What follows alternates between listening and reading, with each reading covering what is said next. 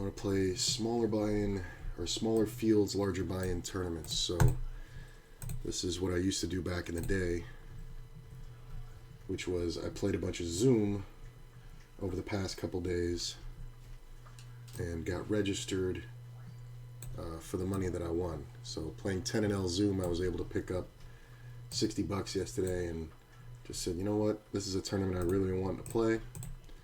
It's a $55 entry, so why not? We got a 1650 over here. That's a smaller guarantee, about 400 players it'll be probably.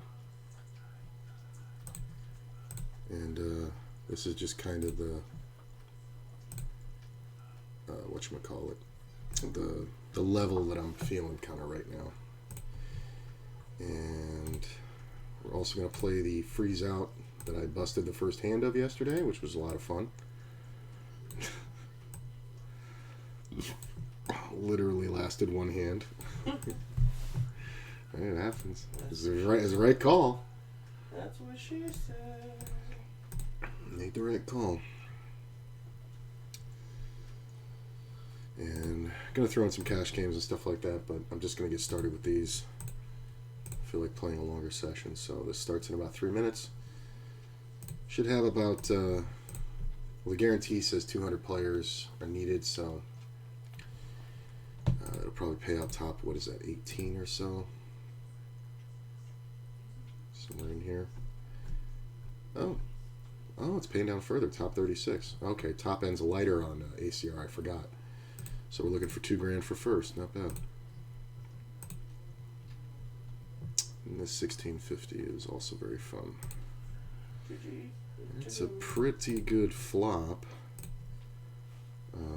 There's not a lot to be worried about, so we're just going to go for value. I mean, this is kind of the action I want right here. Make the straight on this one. Just going to go ahead and check. The original Razor was here. He's kind of wild. I do have some history with this player.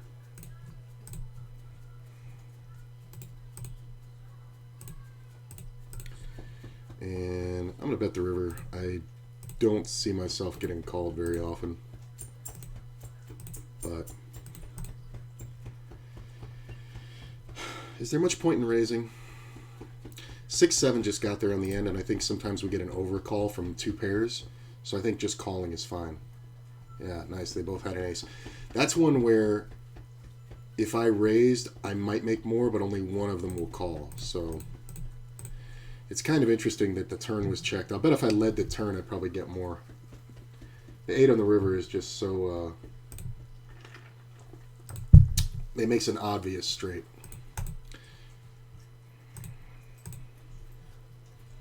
About a minute till this one. Gigi, you're like the worst cheerleader. He's got his pill in him. You want to put his stuff on him?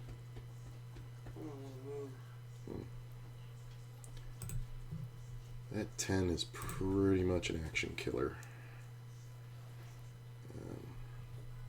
This player plays a lot of high ends, so...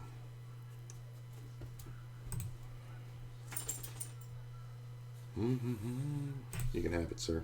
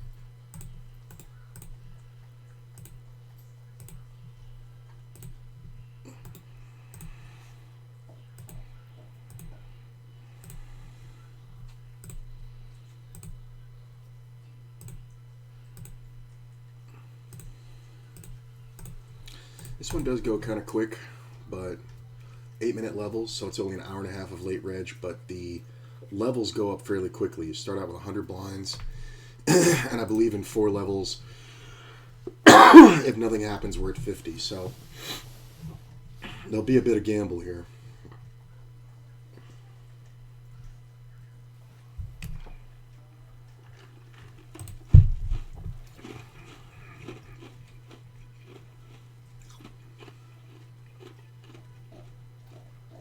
I think I want to move this.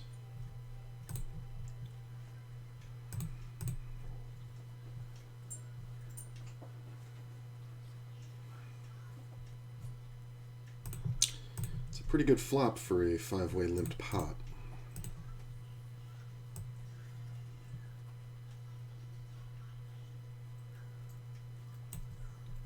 Obviously, we just call.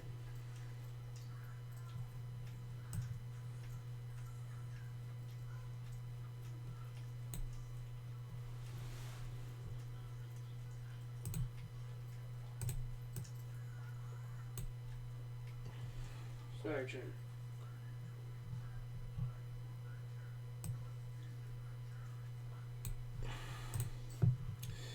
I mean, this is the raw flush draw scenario. I think this is a fold, honestly. I mean, I know it's a fold, but it's one of those ones that's hard to give up, typically.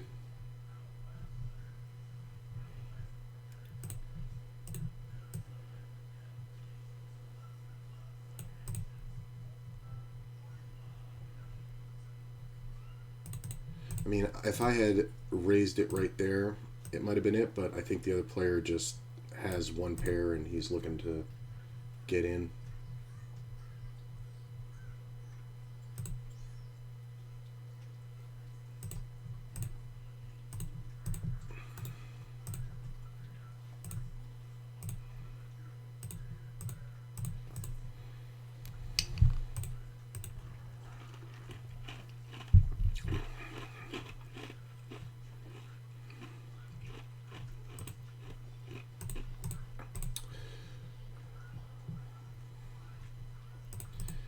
Interesting thing about all 3 of these tournaments is that their structures are essentially we have to play tight.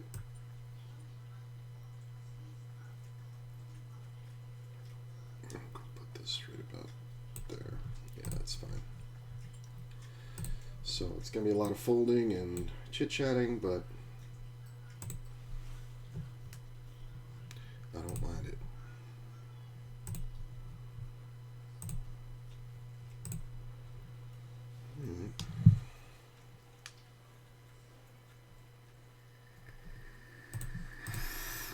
Essentially 5-handed because this player is sitting out. Looks like only 25 registered so far. That's fine. This one signaled about 134. Did late enter this, but 50 blinds is fine.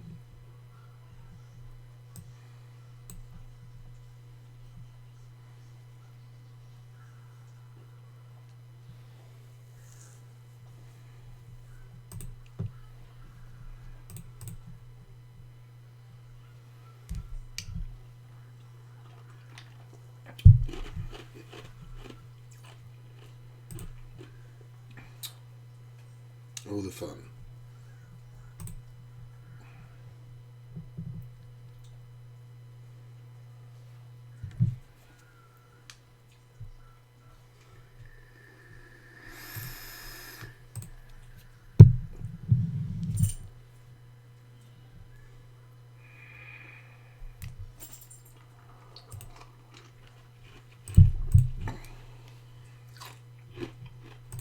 Good to see you guys coming out.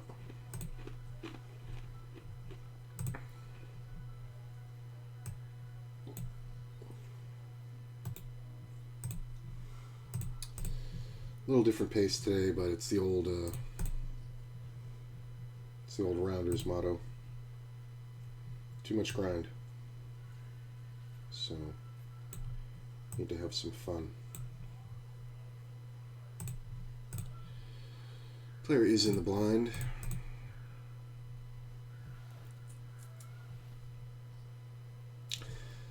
So these are the kind of lead outs that fuck people up. This is never much more than a pair.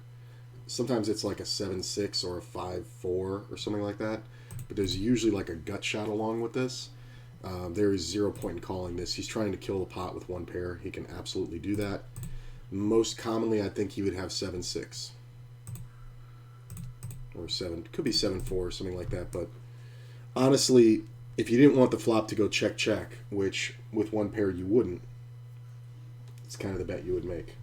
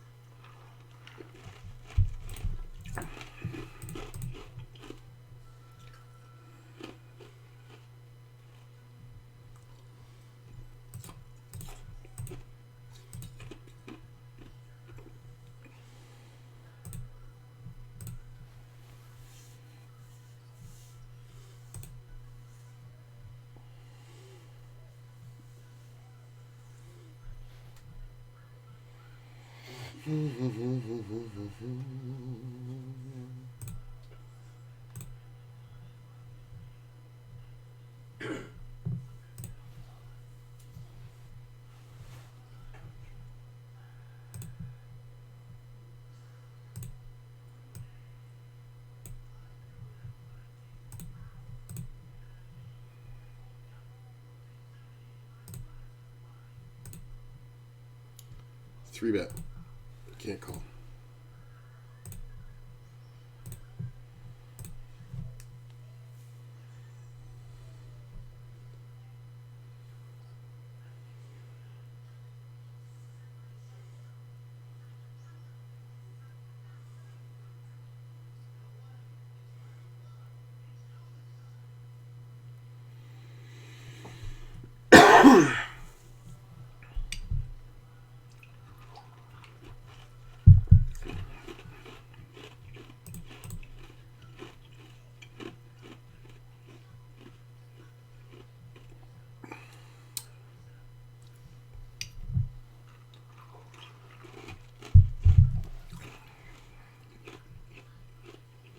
Interesting.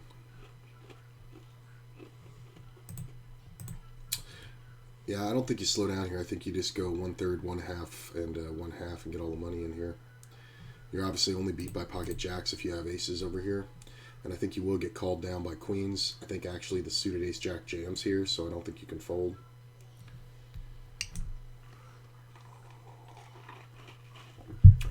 Does he ever have the ace suited with a 5? Sometimes. But this player is kind of overactive, so if I had one pair there, like queens, I would probably have jammed that.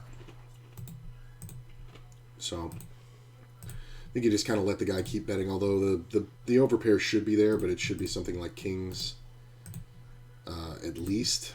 But some players do that with queens, but it is very early in this tournament, and it's a $55 buy-in with a kind of aggressive structure. So usually the players who are playing in these are more recreationals. I know it seems weird, but like you'll find more serious players at, $10 buy-ins than you will at this buy-in level, as weird as that sounds. Because there's a lot more guys in these things with money than sense.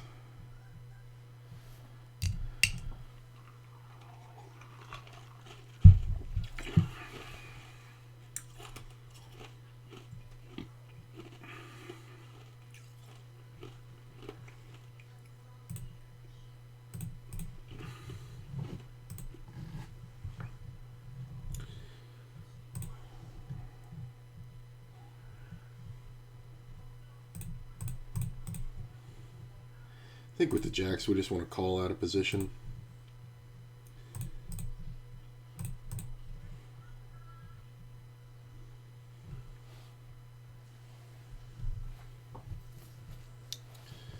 There's not really much for a queen to protect, so the 2/3 pot bet I don't really worry too much about, unless, of course, he has something like the overpair.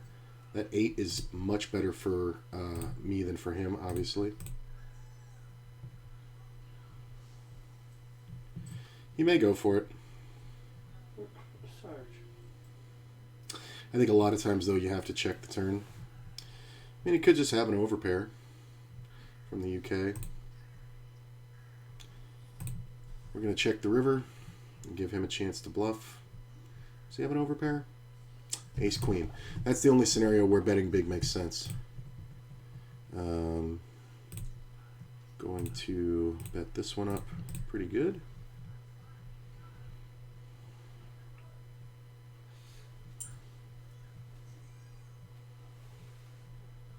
Check.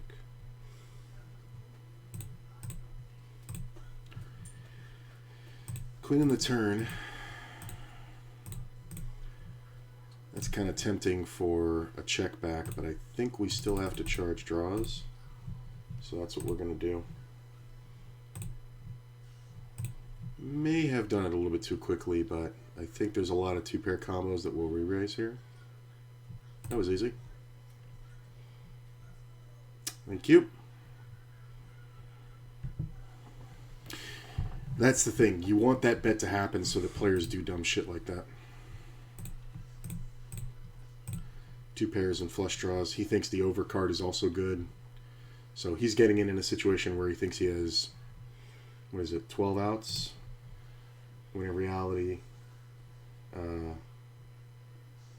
he only has 7. So I'm 72% on the turn, whereas he thinks I'm much less. What is that? He thinks he has 12 outs, 24%. He only has 14%. And the overcard hitting the turn, I see players check raise on that a lot, and it's usually just because they're putting the other player on ace-king. Ace-king is one of the few hands that I can have there that I won't call with, but I would probably check it back. If I had ace-queen, I would absolutely continue betting and not fold. I really wouldn't see how I should be beat there. There's just too many combos. There's 5-6, king, jack, 2 diamonds. So, nice to double early. Not like I'm some kind of genius. It's the nuts on the turn. I don't think anybody folds. But finding the bet that instigates that is kind of a good skill to have. Usually he's drawing dead there. Usually he's looking at like 2 pairs and, some queen tens, king jacks, I guess. But usually it's like queen king or queen jack or even the jack 9. But usually he's got a pair and he's just drawing dead. Just putting me on ace king. I think we will defend here. I wasn't going to originally. But the player's very short, so I expect him to play pretty straightforward. We're gonna let him have it. That's fine. It can be bullshit, but we kind of have to call, float, turn, lead river.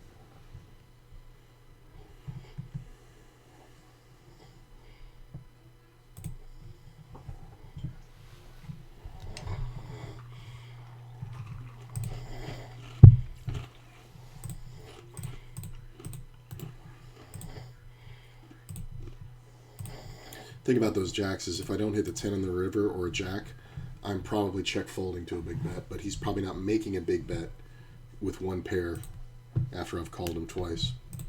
It's not a cash game.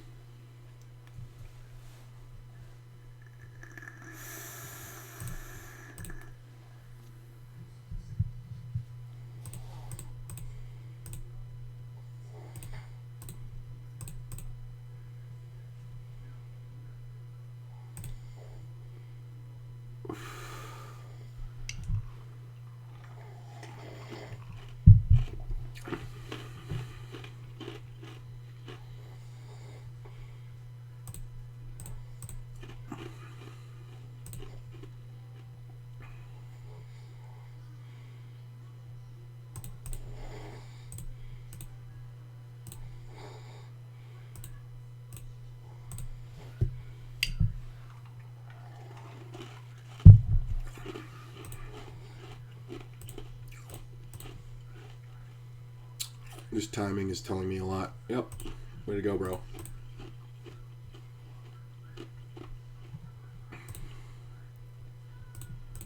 I think he underplayed a top pair. Picked up a flush draw.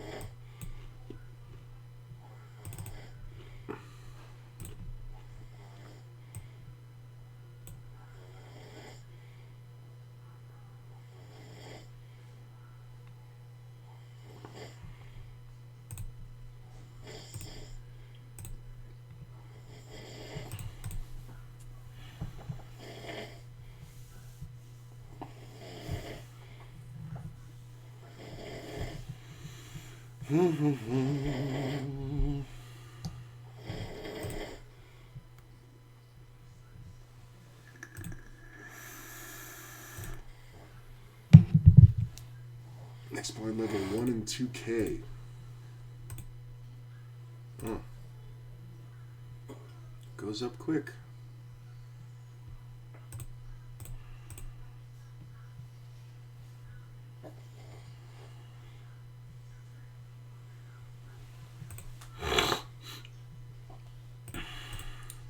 This big bet should only ever be an overpair, and it's actually the incorrect bet to make, because when this happens, you can't be sure you're not beaten when you have like queens or something here. You should be betting small. You can bet small here and get re-raised, and still call, and queens and jacks can still be good.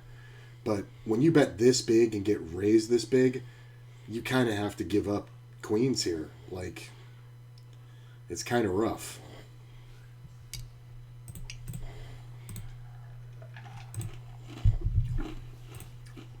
I think for most boards, unless the ones you absolutely, smash with top pair, top kicker, I think you can bet small on most of them, is what I'm seeing now, and just get more favorable outcomes. Like, because even betting like 3 or 4 blinds with kings there versus ace-10, you're not going to have much problem getting, your other, what did he have? He would have had like 50 blinds left at the time. You're not going to have much problem getting that in. You know what I'm saying? Because there's going to be 16 to 18 in the pot, something like that. And then on the turn, you can just bet half pot, and you've got, 9, and if he calls that, you can get that in. But if he jams the turn, you can still get away, but he's going to call with ace-10 or king-10 again. And then, the river comes off, and you've got a half pot bet behind. So when it takes longer to get your money in, the more likely you are that your overpair is good. You get it all in quickly, like on the flop with your overpair, it's not usually great for you, especially when you're super deep. Not that 65 blinds is super deep, but, it's definitely more significant than being at 40 blinds. I think it's just one of those things, Like, people don't realize the if this, then that. Like, if I bet 9 big blinds here and he calls, what is my best case scenario? You know what I'm saying? That you're up against a 10. Does a 10 really call? Right? Like, after you raised and after he raised and you re-raised pre-flop and he called, like, the only thing that's calling you really there is aces. So when you get check raised, it's so much more likely that you're up against an overpair. So if you have queens, you just kind of fuck yourself, you know. Especially on a check raise out of first with a 3-bet pot.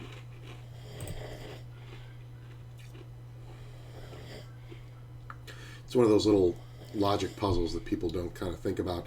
And people are going to freak out because a starting stack is 50 blinds next hand, and that was very quick. We started with 100. You know, the jumps in this are very dramatic.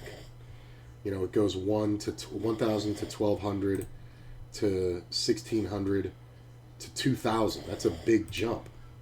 And then it goes 2,500, you know, for a 500 chip jump, and then it stays at 500 for a very long time, and then it jumps at 5, it goes to 6, and then 6, 7, 8, and then 10. So final table's probably going to be like 14k. That's 2 levels after 10, so about 16 levels. So it's going to go fairly quick. There's just never a bluff here that I have.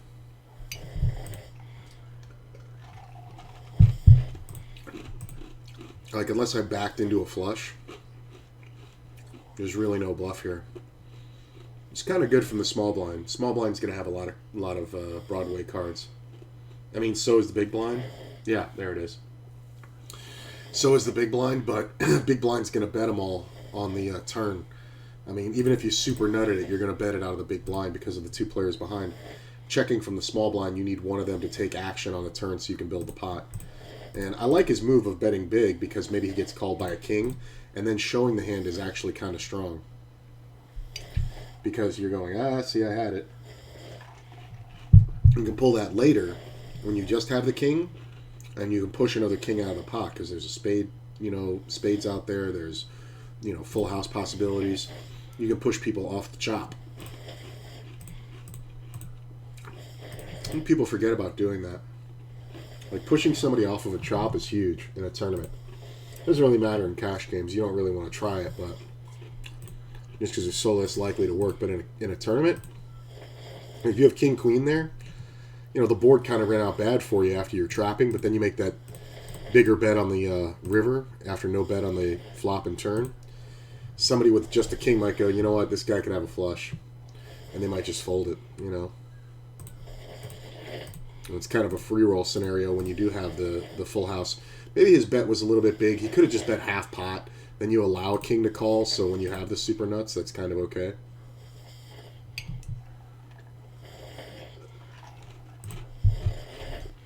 Flush good. I'm going to go ahead and raise this one. I just don't want to be...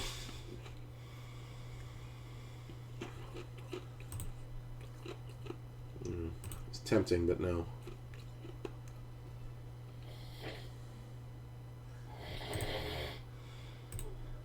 This player's been super aggressive. He's just a race monkey. So we need like pocket nines to call him. Alright, well, we're on break here. It looks like we're on break everywhere. So I'll be right back, guys.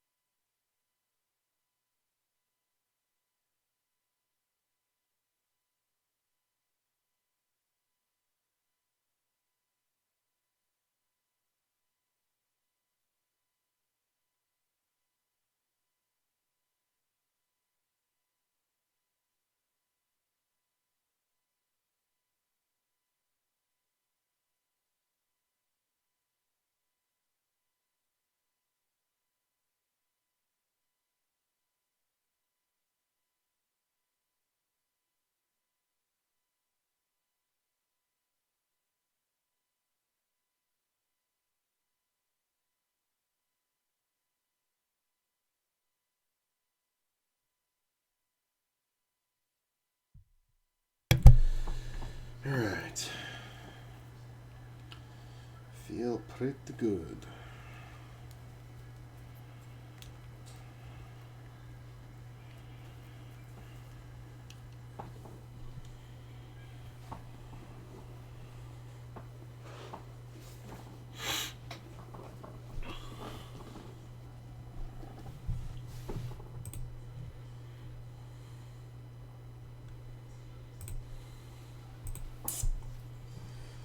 Looks like so far 63 players, 59 remaining.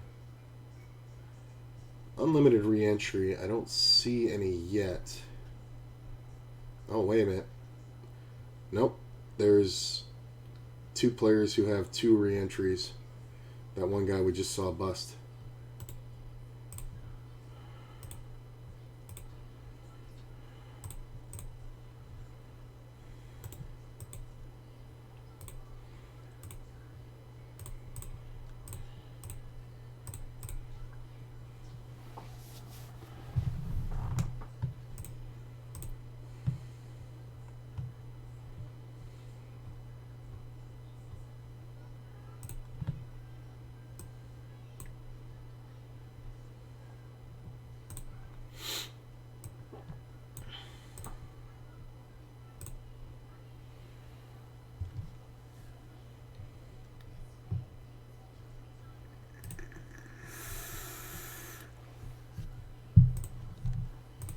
Thinking I might put in some zoom over here.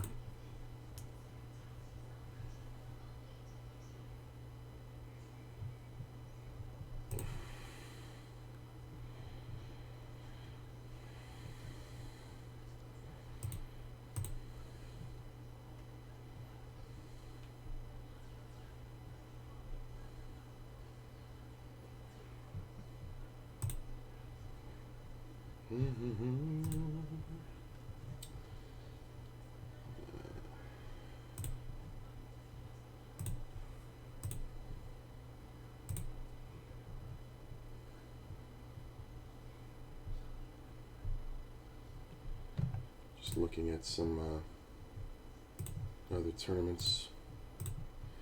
Although I do feel like I like what's going on here. Always good to take a look.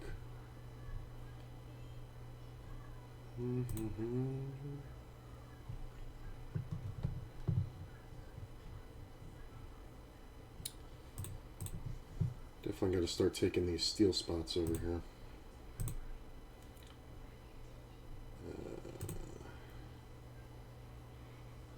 Here's a 2K guaranteed 660. That might be pretty good.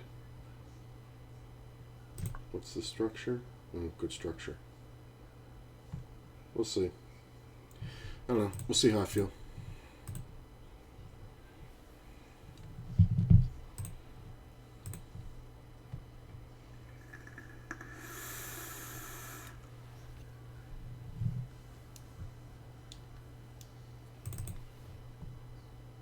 But yeah, what would that be, like 400 players?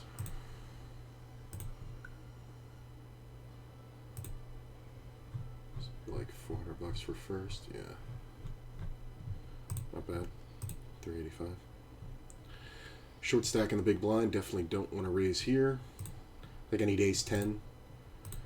Ace 10 suited. Maybe king queen. King queen would be fine offsuit to open and then call a jam.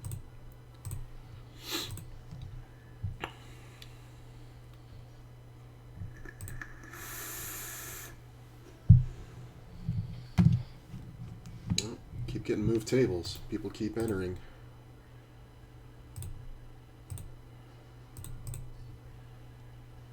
Open rips. First hand. Open rips. Discount.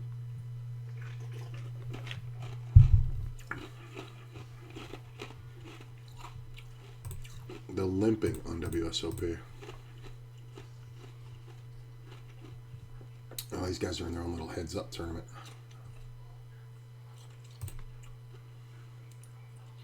Goes up to 2,500 in 6 minutes, so it's going to be fairly quick.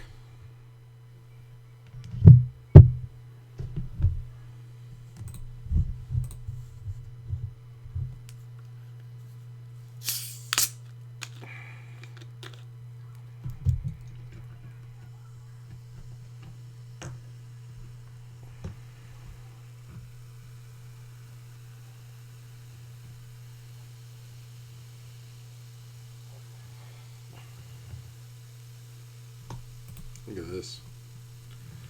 I don't put it past this player to do this with ace-queen suited or pocket jacks. Even tens, honestly. I think he's more looking to get the money in and gamble until he's fully recovered from his debacle versus me, although he's done pretty well.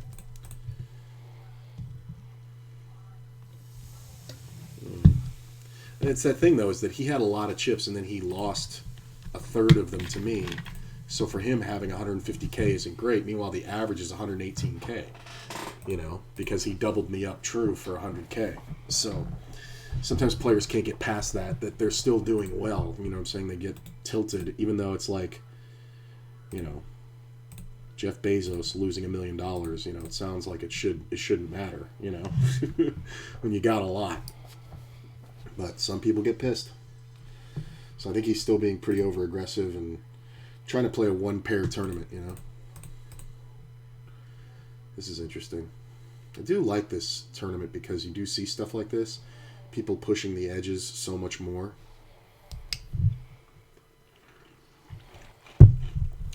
Because while it is a fast tournament, in about 2 levels, people entering are just dead money.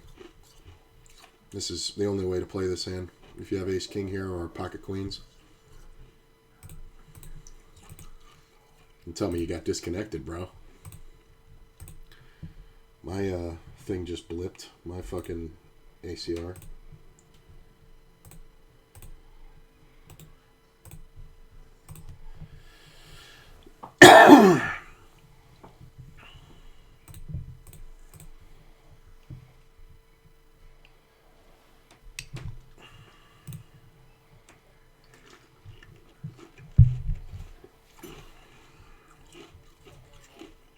Oh, he's back.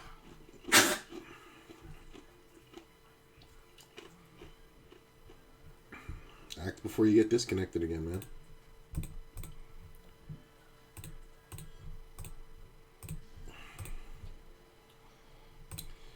Pretty strong, Russia.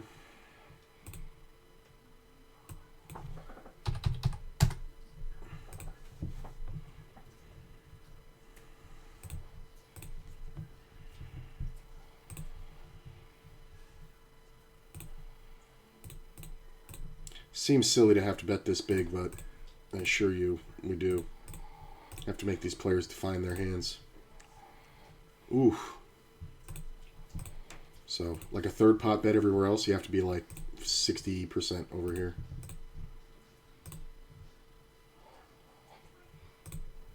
Hey, tens work out of first. Nope.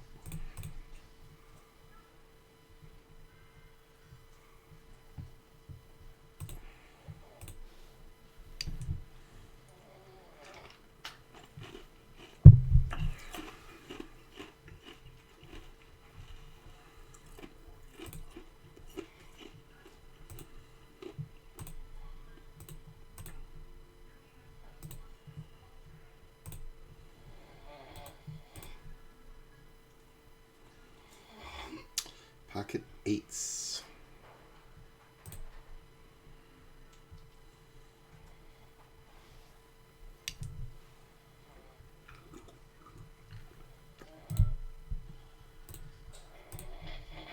And I'm going to defend the 10-8. Make an 8.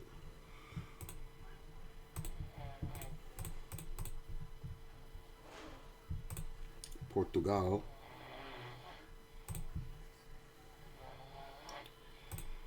Just going to call. Good and bad. He's going to barrel. You got to know he's going to barrel.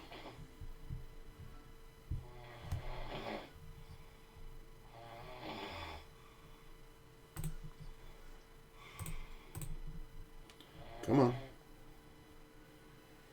I see you as a bluffer, sir.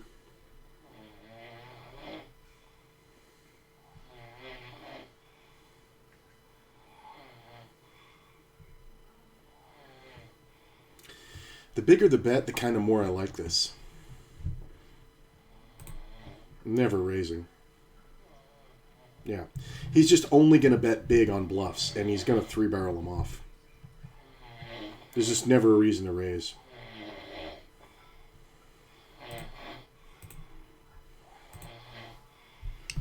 And I'm calling a lot of rivers there. And that's funny because he has one of the worst hands to do that with. Just because of the simple fact that most players are going to put their opponent on ace-king. So holding a king in his hand, not good for him. It does take away from me having king-queen, but what did I call you with on the flop? And I'm not on the draw on the turn, at least not the pure draw. A lot of these players, like I said, there's more sense than, or money than sense.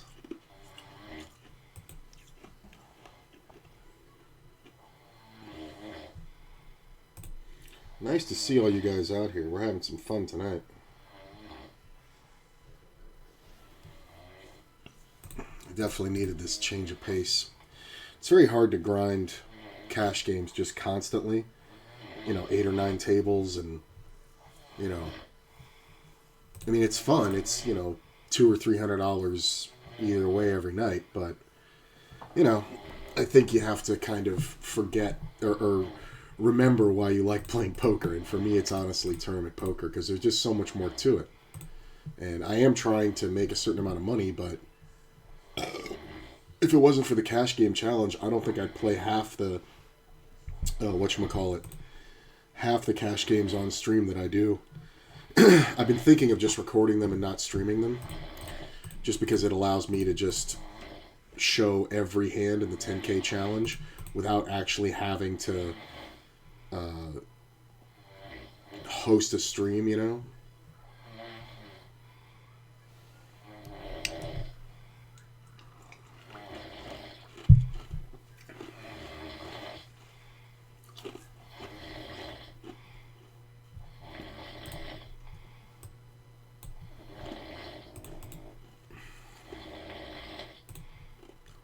Nope. We don't need to. You know what I'm saying? The blinds go up quickly, but I'm very comfortable. I got 166,000. Blinds are going to go up to 3K, right? Which is a fairly big jump for everybody else. And then they're only going to jump by 1,000 for like the next 4 levels. So it's going to go 3, 4, 5, 6, then 8, then 10. I think then it goes 12. Let me see. So it's going to go... Oh no, we have an extra level. It's going to go 3,000, 3,500, 4,000, 4,500, 5,000. Then it's going to jump 1,000. 6, 7, 8, 10. Right? So it goes 3 to 1,000, then 10. And then 12, 14, 16, and then 20. So it doesn't jump by 25%, but for every 4 levels. So I'm very comfortable. I don't need to make those little steals and bleed chips, you know what I'm saying, and get into weird situations. I can kind of sit back and chill for a bit.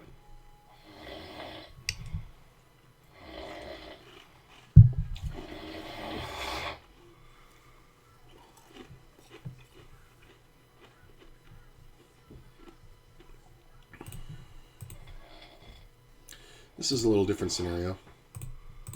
I do like my stack, but I'm getting 6.5 to 1 almost here. Probably 7.5. Yeah. I'm getting almost 8 to 1, so we can pretty much play everything. I do want to be careful. I think the biggest mistake people make here is overplaying this queen. Look at this. This poor bastard. Why did it do the thump thing on the 7?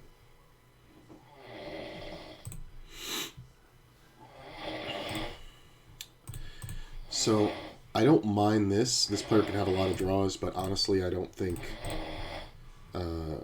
folding is an option yet. That's not bad. He is from Finland. That is a huge bet. Here's the thing. I think this is one of those ones where I'm either jamming or folding right now. I don't think he's flipping out over a draw. I think he's just trying to acquire as much value as possible and run high-value bluffs. So like having the suited ace, king of diamonds, or the queen, jack of diamonds, or the, jack 10 of diamonds or something, or the ace, queen of clubs. So I think there's too many combos where I can be beat, so I'm just going to fold it. I don't think it was a freak out. I don't think it was a freak out. I think he was truly very comfortable with his hand, trying to get the money in. He could have just had aces. You always got to throw that in. But in all honesty, I think more so he had the equity and the board lock. So he had like top pair with a flush draw, or he had, you know, the two pair, or maybe even, you know, some weird combination where you can have kings. Kings is very likely. Because of that. And if I had a queen, I would probably, or, you know, if I had a good queen, I would probably check raise the turn after he goes and bets again, and then we get it in, and his one pair beats my one pair. Holy shit. Hang on a sec, guys.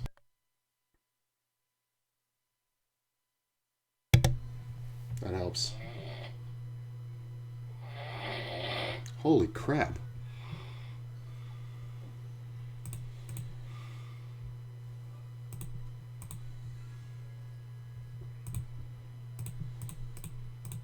Sorry, y'all. Q's taking a nap.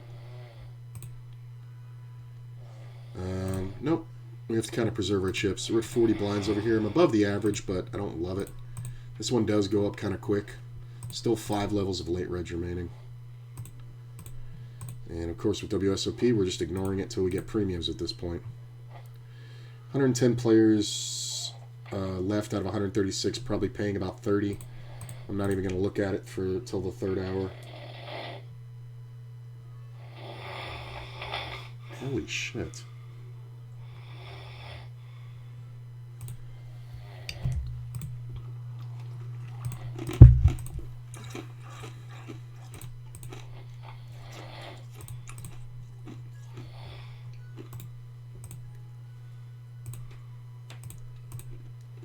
I mean, this is why you wait.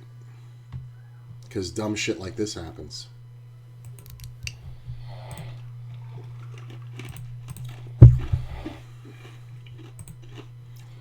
Hey, there's Eric, friend of the stream.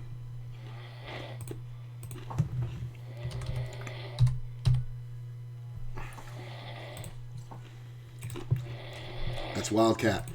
Eric from Vegas, friend of the stream.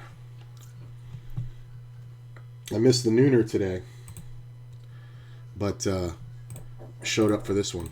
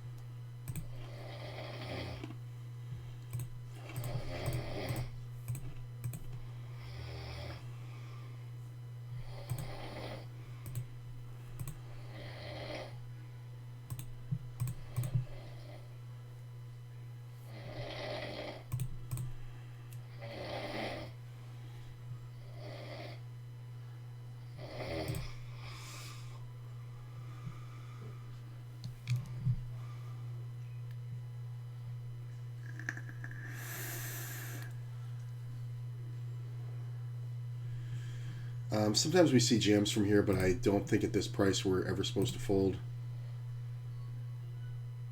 It's a good jam spot. And sometimes he just folds. I think if he goes check around, we can attempt bluffs on the tournament river. Because these players are all kind of... Like, this guy threatens me, but this player really shouldn't step too far out of line. So we're going to see quite a few check arounds. Button has a great spot here to bet. He's going to have the range advantage, too. He's going to have a lot of hands this is improved by. I think we can call here. The ace is the only card we can't bluff. Where are you from? Brazil. Very aggressive.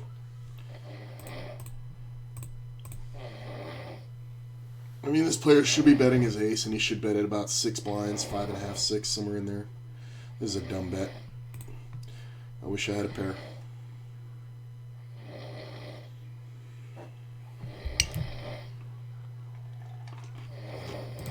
I mean, he might just have the hammer lock, right? Look at this.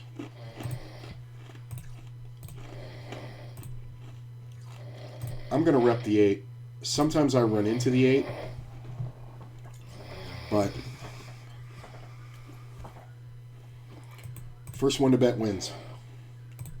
I think they both had a piece of it, but they just wanted to get the showdown cheap.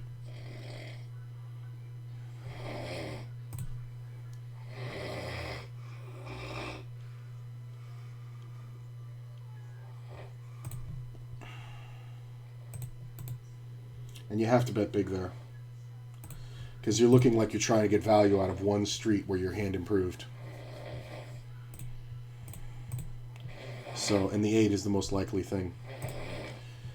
Average 112 sitting at 180K. Sitting just above average on this one. We're at 30 blinds. Now it gets fun.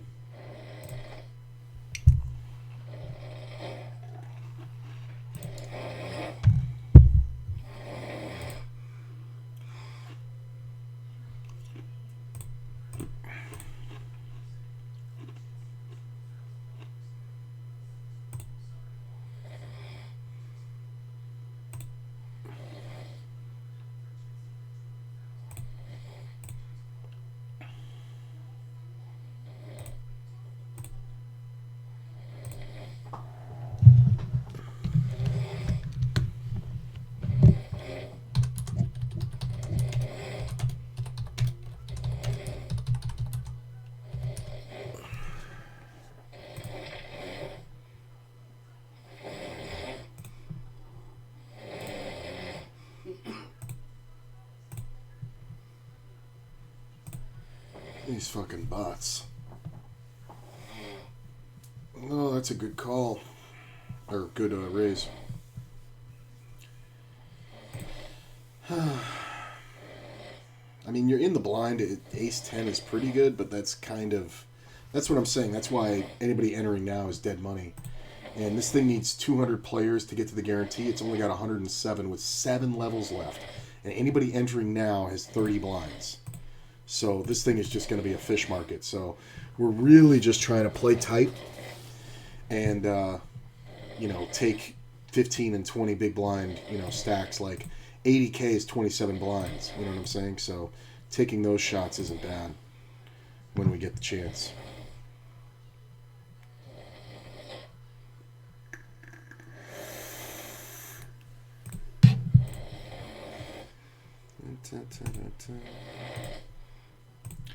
My only problem with this hand is this player may be a little bit, yeah, because he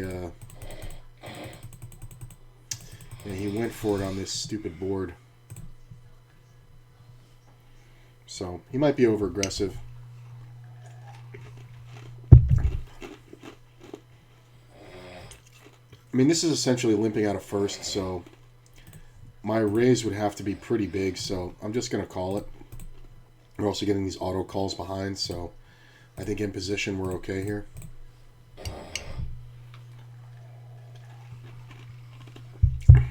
Just going to check it.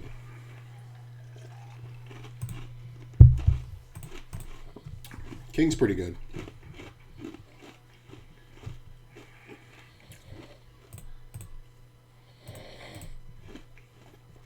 Let's set up the Turner River bluff. This player's kind of funky, so I don't know what he'll do. It's a 4-way pot. We can put good pressure on. Having the Queen Jack, not just for the draw, but also for the removals of King Jack and Queen King and, you know, stuff like that.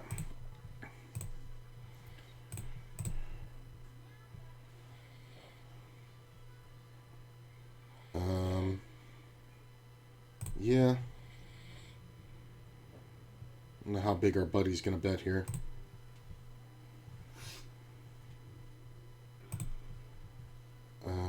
Check.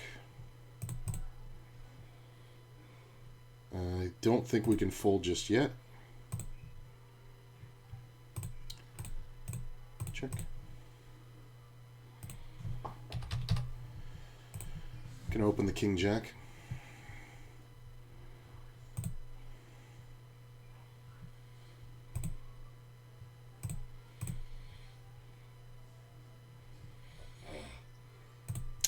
I think he just drew out. And I don't think we can get him to fold.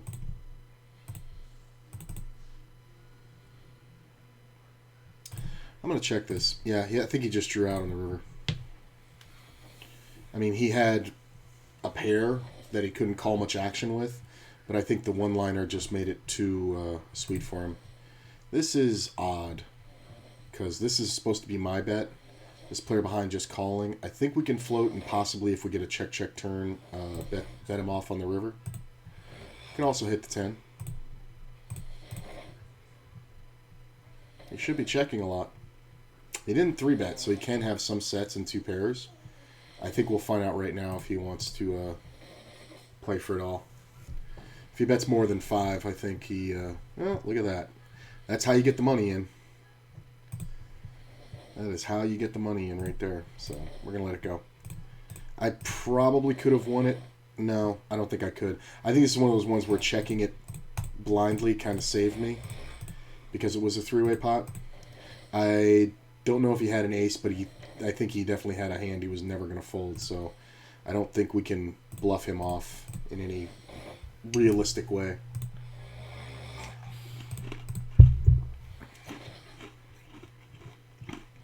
Like, I mean, this is hilarious.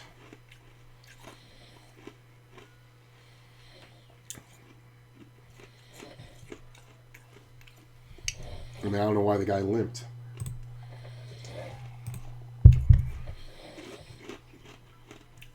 Best RNG.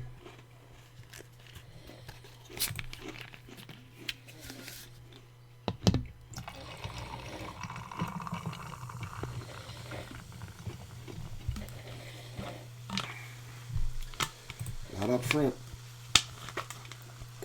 I mean, the tournament's going to get very shallow very quickly, so I'm very happy to play tight. Anybody entering right now, 28 blinds. There's still 6 levels to go. So we kind of have to play really tight. This one's kind of meh, because we're at 25 blinds, so we're looking at jam stacks. Small re-raise should be very strong. The player's pretty tight. He does 3-bet a lot, though, so very tight aggressive.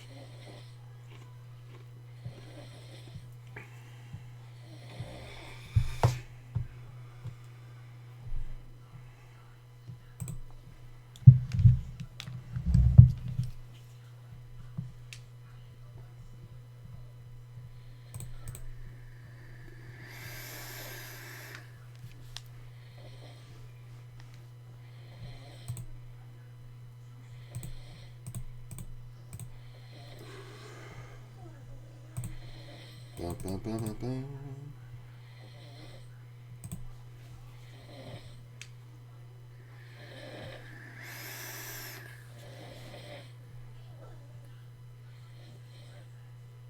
I mean, it would have to be like 3 calls for me to fucking defend here.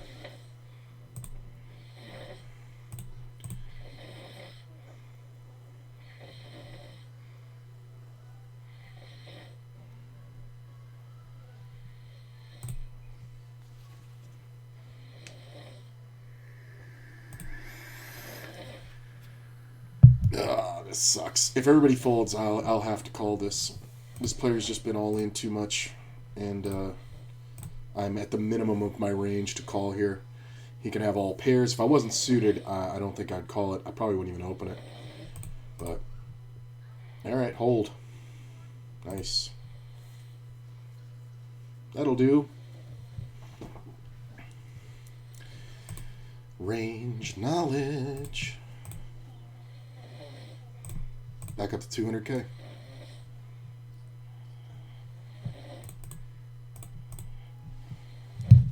He's just jamming so wide. He's trying to get back in. I'm not saying he wasn't danger zone, but seems a little.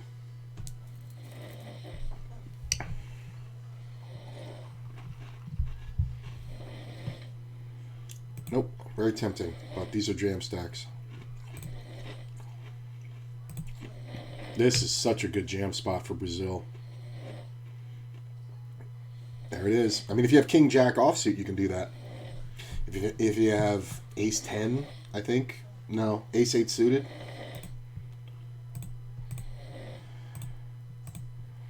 Such a great jam.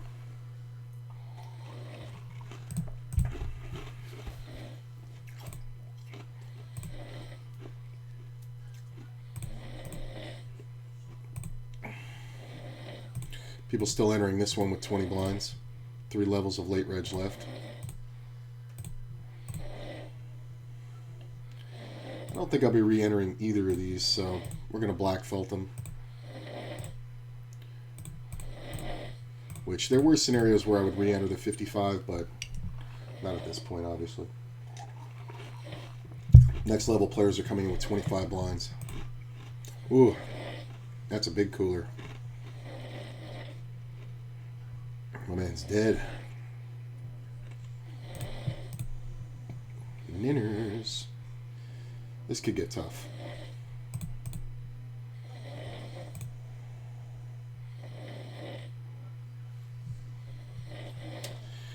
2.3 is kind of a big open. I'm just going to call. I could re-raise. I think if this player jams, we fold. I think if this player jams, it's kind of tougher. If the big blind jams, I think we have to call if this player folds. I always advocate for thinking out these things ahead of time, because that way when it happens, you won't feel the pressure of it.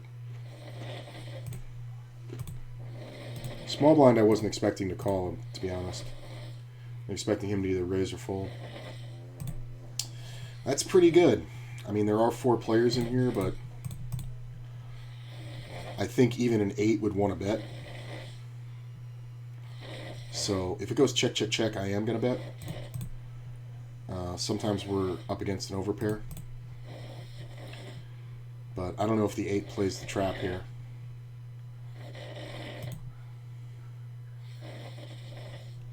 So we're going to go ahead and bet. Not too big, but not too small. If somebody sticks around, I want them to have an 8. I don't want them to have a flush draw.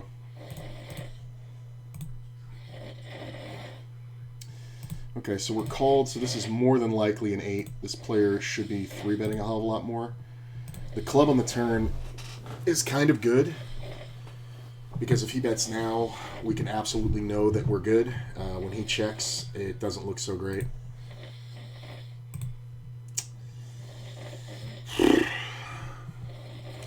He should check this, unless he has the 8.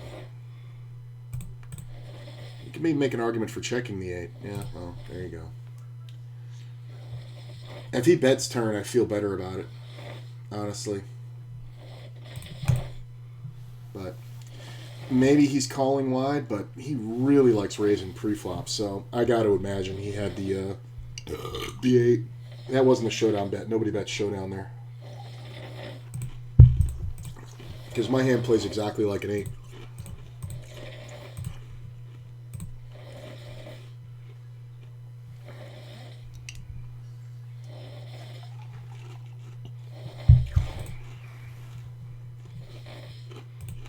Still at 130K, right around the average.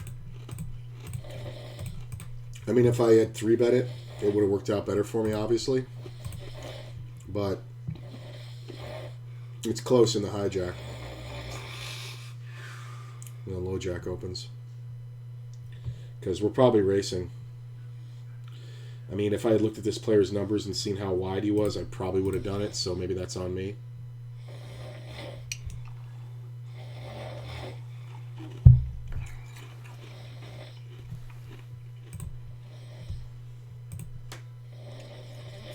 Look at this, player's entering with 16 blinds. Look at this guy's just torching buy-ins. He just went out with ace-deuce offsuit.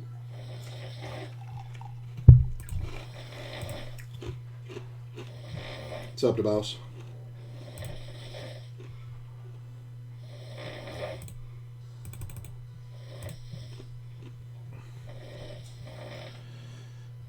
That's kind of tough because of the maniacs. I don't love this.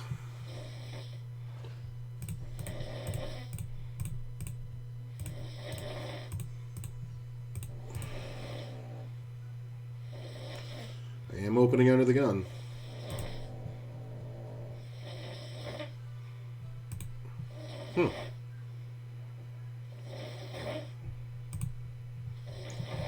Don't love this call.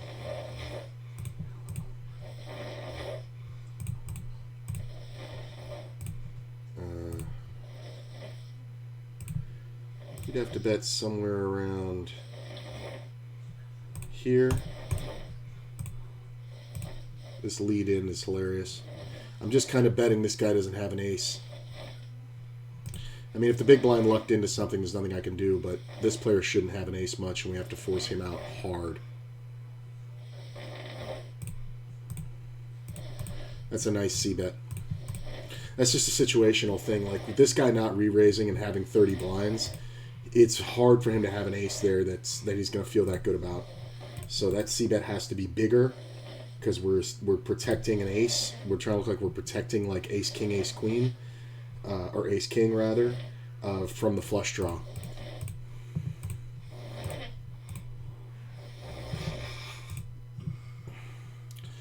This player is kind of rowdy. We're going to go ahead and bet. A little on the small side. We'll fold this one.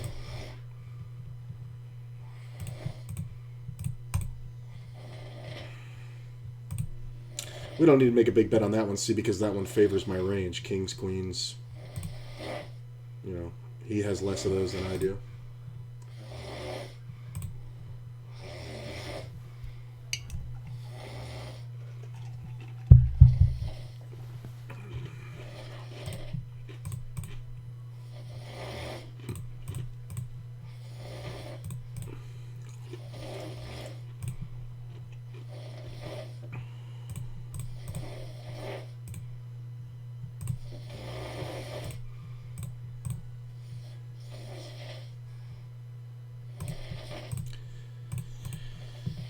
Well, that's pretty good.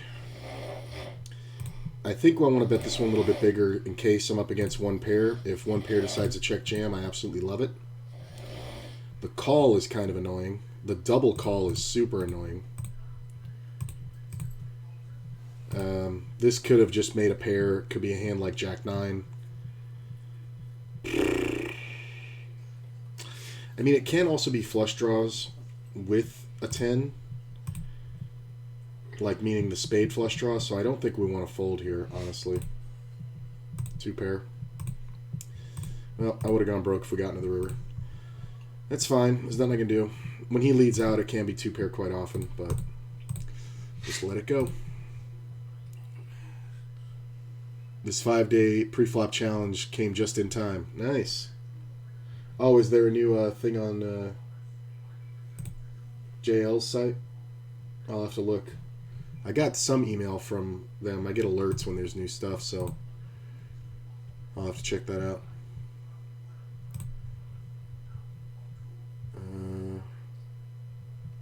Kind of like that he raised. I was going to re-raise. If this player jams and this one folds, as insane as this sounds, I'm going to call. Because he's going to do it so wide. This is one of those ones where I only need to be good 40% of the time, and I am going to be. Well, when he calls, I can fold. Yeah, ace-9. Yeah. Look at the 9s. Just don't put a 6 out there. How about that? Yeah. See what I mean? Like, he's just going to be so wide so often. Feel bad for this guy. But I wouldn't even have had to think about it with 6s if the other guy had folded. Just because we're way ahead of this dude's range. Do I want to play this 2K? I don't think I do. I think it started too late for me, so I'm going to let it go.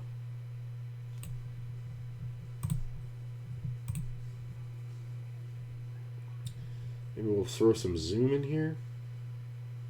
Yeah, we'll play some WSOP later. But I'm going to throw in some zoom. Or blitz, whatever it's called.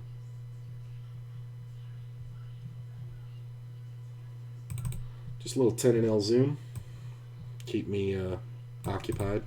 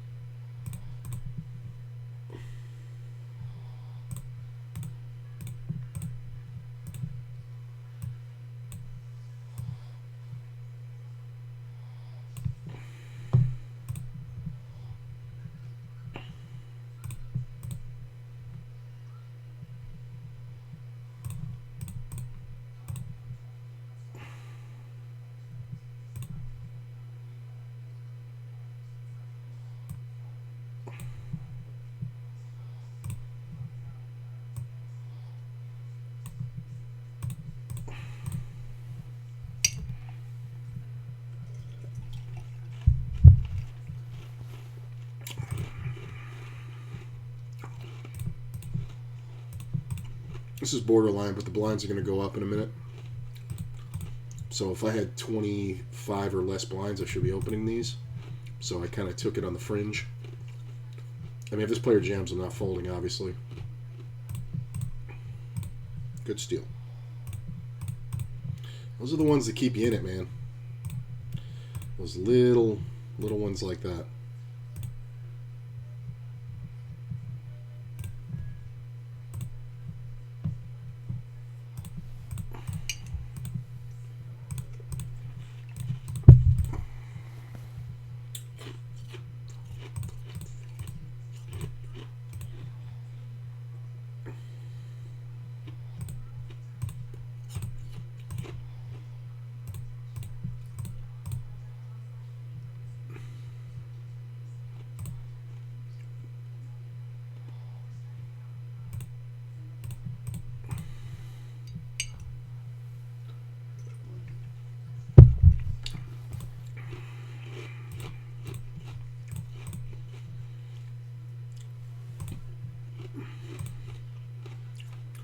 Get 3-bet.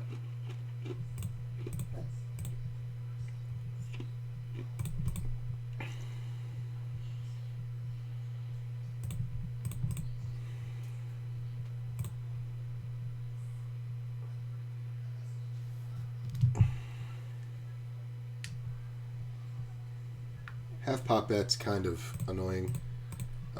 I think this is floatable and bluffable, but honestly, I'm aware of that player. We've played quite a bit. And I think there's much better spots because I'd have to make a big move, and that's not how I make money off that player.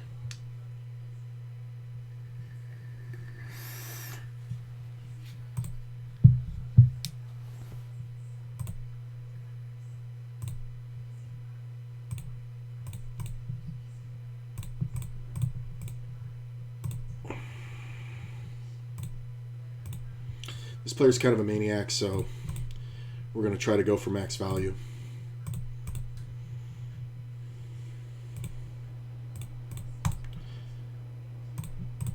Yeah. We're just going to put on as much pressure as we can, and when they have, queen 10, we're going to get it all. It's also good to do that from the blind because it allows him to fold more in the future. Up to 230K now. Last level of late reg.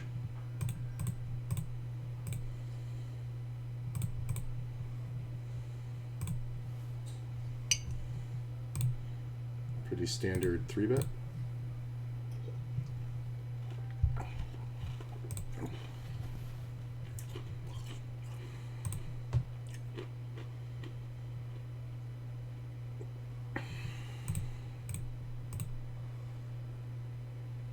Wow.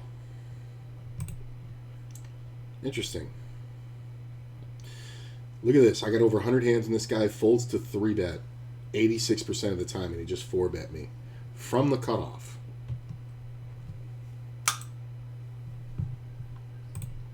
Pretty easy fold. He only re-raises 14% of the time when 3-bet. And after 100 plus hands, I can be pretty certain that we should be folding that. This I don't mind too much. I don't like that flop.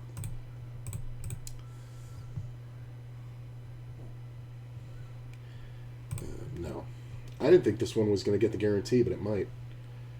We're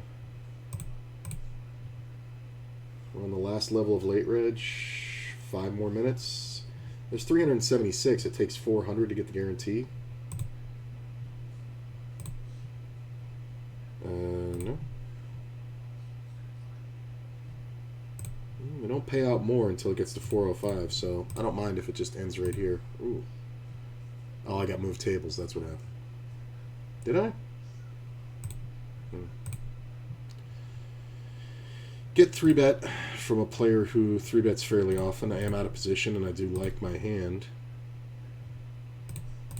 Not really willing to give it up just right away. Yeah, it's from JL. Today is how to study, memorize pre-flop charts, which I needed because I play way too tight. Yeah. It's good to have a methodology for that, too. Especially if you're like me. Like, you know, I'm dyslexic, so I have to come up with my own ways of learning things. So it's good that they have methodologies for, like, mnemonic devices. It's always funny to me. It's weird how some things, when you're deficient in some things, other things kind of make up the slack. When I was a poker dealer, I was the only one. I was the A1 at Venetian. I was the only one that could keep up with the potting. I remember Eric Lindgren and Sammy Farha playing. They were playing 750, 1500 pot limit Omaha heads up with $100K or with a $250,000 cap, meaning once either one of them put a $250,000 into the pot, they could not be raised anymore. The thing is, though, that takes 7 bets to get there. So, and these are the pros. These are the guys playing for this much, and they're sitting there going, pot. And I'm like, okay, well, that's 22.5 to you. Pot, okay, that's 67.7 to you. Pot, okay, that's 192.2 to you. And at one point, I kept saying it back and forth so much that Lindgren stops and he goes, how the fuck are you doing that in your head? And I was like, what? It's just add this and that and this and multiply it by 3. And he's like, yeah, but... And he takes out a calculator, and they started betting on it on the side about if I was right. And it was like, okay, say it every time this hand don't say anything because they wouldn't bet on it. But it was like the faster I could say it, the better, the more bets that Sammy won. And to his credit, he bet on me every time. And I did it well, but I remember trying to explain later to another dealer how I was doing it, and it wasn't just math. I actually, because of the dyslexia, the math would get jumbled in my head. So I did it by visualizing the stacks. And I told him the stacks correlated to numbers in my head. So instead of thinking out the numbers, I was visualizing the chips. So it was like, here's this bundle that's worth this much, and then there's 2 more. There's the call and the pot. So then it's like, boom, boom, boom. You just add those together, and then the stack gets higher, and then I would just doom, doom, doom. And it was very hard to explain. I actually got out a piece of paper and tried to write it down for him, and eventually he just shook his head, and he was just like, fuck that. Because it makes no sense if you can't see it from inside my head. But it was really funny to see Eric Lindgren go, how the fuck are you doing? Like, he was saying I was wrong, and then they got the calculator out, and he was like, how the fuck are you doing that? And I was just like, I don't know, practice. But it's just funny the way that the brain compensates.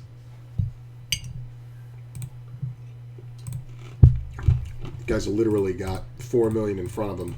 Can't calculate the pot.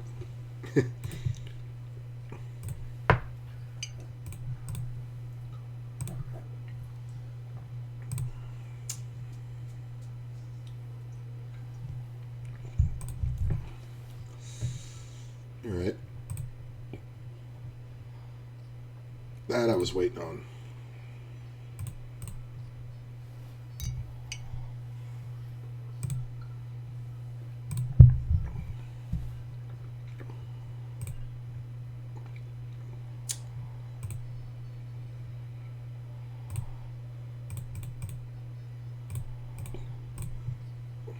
Trying to get raised here. If they have a better hand, it's just too bad. But we're going to overprotect our queen. Plus, that player, that's the same player, by the way. I can't pronounce the name, but I know the player. Same player. This player doesn't 3-bet at all.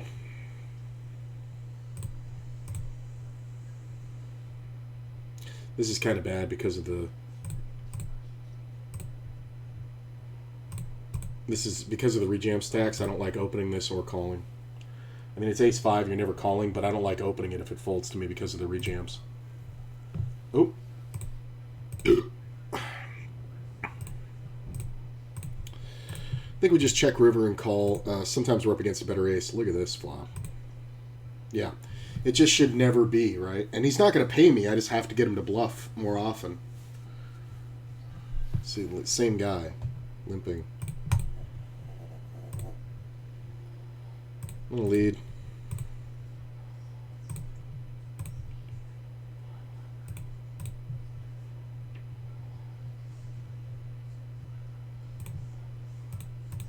I'm trying to look bluffy. He's going to have a lot of 9-10s too, and 2 pairs.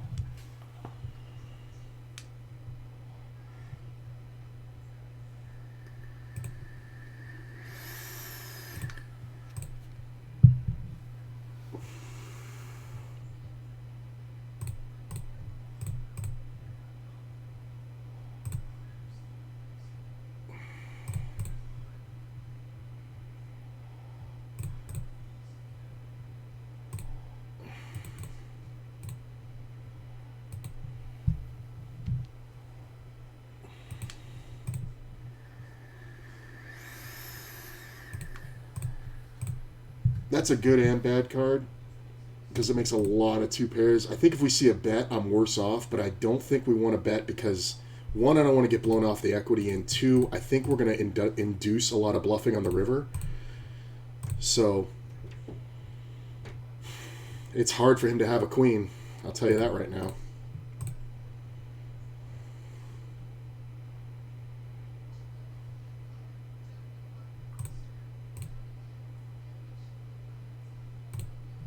Looks like a bad bluff. 2 pair, look at that. Call me with a 10. If I bet the turn, he goes away. If I bet the turn, he goes away. Even though I have a hammer lock on it, I know not to bet that turn. Because there's too many 2 pair combos and the fact that he goes away with 1 pair like that. That was great. I'm proud of that one. That one was really well played.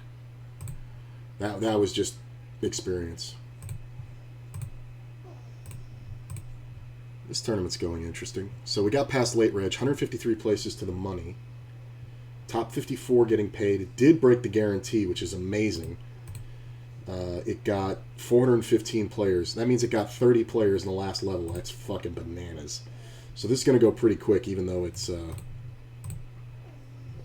looks pretty deep. It's not. Top prize $1194.80, so almost $1,200.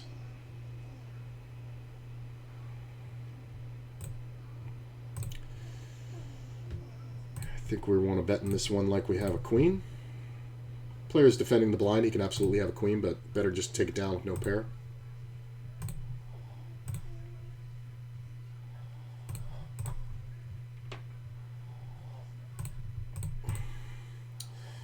Three levels left over here, sitting at 180K, just above average by about 25%. Look at this. Just entered. 20 blinds. $50, 20 blinds. How you like it? Online.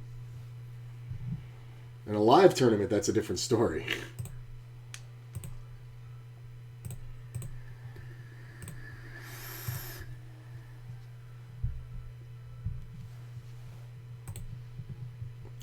I like just calling these. A lot of players 3-bet them. I don't think you do as well as just calling here versus a lot of players, especially players who open too much. He should be bluffing a lot of these turns. I mean, we're going to check down and chop usually here, unless he has a random 5. But I don't think I'm folding, unless he like overbets the tits off of it. I mean, if you have a pair of 10s, you should bet here. A pair of 7s should bet here. King 10. I mean, yeah, like you're just going to do better because when we 3-bet, then we're out of position there, you know? It's interesting. Differences in 6-max. Even going by Jonathan Little's preflop charts, you're not supposed to open the 3s here. Let me look. Yeah, you're supposed to fold the 3s 100% of the time. But because it's Zoom and because it's 6-max, we're not going to get set over set as often because there's only 6 players. And every player is going to call, funky hands in position on me, 10-jack and things like that. So be surprised how much you stick somebody when it comes off like 3, 10, 5. And they just have, a top pair kind of hand. Because people tend to play way too aggressively in this format as well. Like 3-betting the flop in a full ring is like, whoa. But 3-betting the flop on here, like, bet the guy raises and you re-raise. It's kind of like, huh? Like, and then people just jam one pair because they think you're just always on a draw. All right, so we're going to break. Sitting 84th out of 188 over here. 134 to the cash. We just lost 20 people within the delay. In the last 2 minutes, we lost 20 people. That's hilarious. 3 levels of late reg over here, sitting 32nd out of 100. It's still kind of iffy. The way he explained how to remember them will help me a lot. I just got to write it out so that I can get it in my head. That's one of my best tricks. Anytime I'm trying to remember something, I write it down a bunch. I never go back to the notes, but writing it down kind of bridges the gap. But yeah, you just memorize the corners. It's an old school trick. All right, I'll be right back.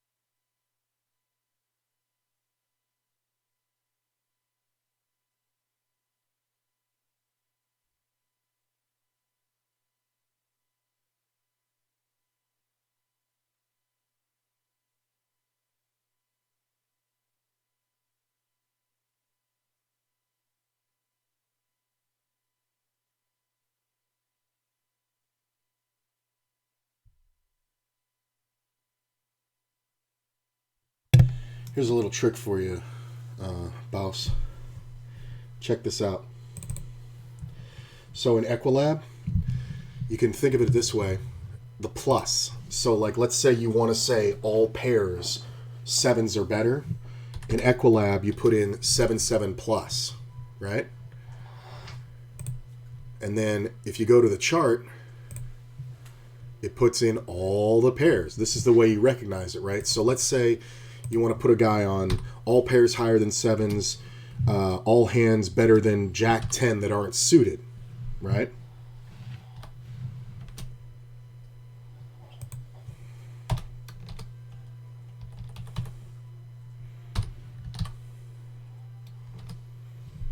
Or not Jack 10. What King Queen or King 10. Let's go King 10. Oh, it's because I'm doing that. Okay. So King Queen plus. So you want to give him all offsuit combinations better than King Queen, right? Now you've got them all in there. King Queen plus, King Queen suited, and all like that. So all you have to do is remember the lowest value hand. I'm pretty sure that's what Jonathan Little was talking about.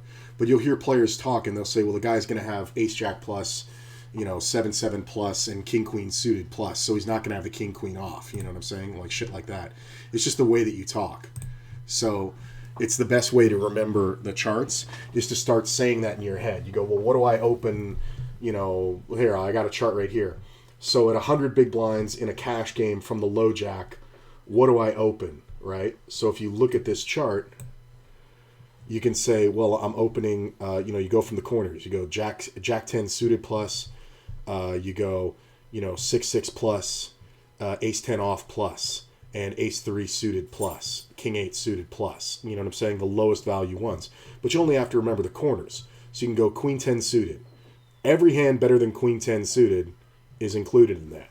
All the Ace X down to Ace 3 and the Ace 10 off. But obviously, he has a better way to say it. But that's always the way I've thought about it. I'm probably going to watch that after this.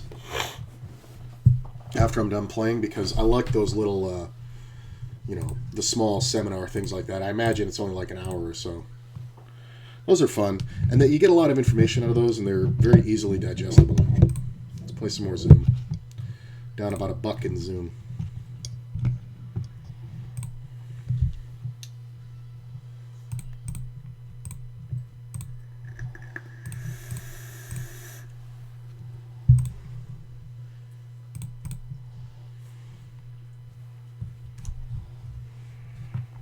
It took me a while to understand what the players were talking about when they were saying blank blank plus or whatever. But then one guy explained to me, he's like, dude, Equilab. I'm like, oh, shit, you're right. It's literally just the way you type the ranges into Equilab. Again, this is another one where we don't see a lot of 3-bets from this player, but obviously we don't have any information on him. He's from the USA, so we can expect this to be all pairs, so we're just trying to hit a set. Player behind's kind of interesting. Sometimes he's trapping an Ace-King, Ace-Queen suited, might re-raise here. But he shouldn't have a lot of aces. That's the interesting part. If he checks here, he really shouldn't have a lot of aces. So we're going to go ahead and bet our ace. We get the fold from behind. And unless we're getting trapped, Ace-King traps, aces traps. But jacks and queens, they got a real problem here.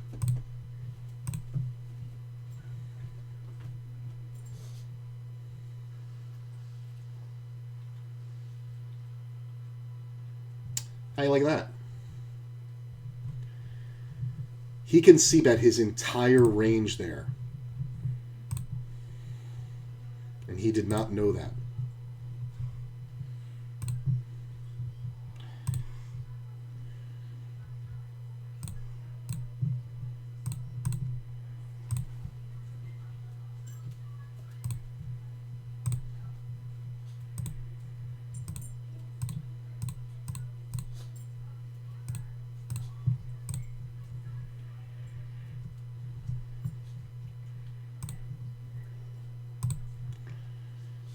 Basically, we're playing this one straight up, and he should know this. So he may make a big bet here. He may just check it. If he has a king, he should probably check it. Gets a little iffy if I make a pair on the river.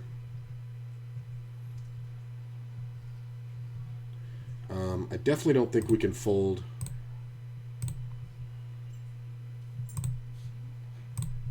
Problem is the ace-queen just got there.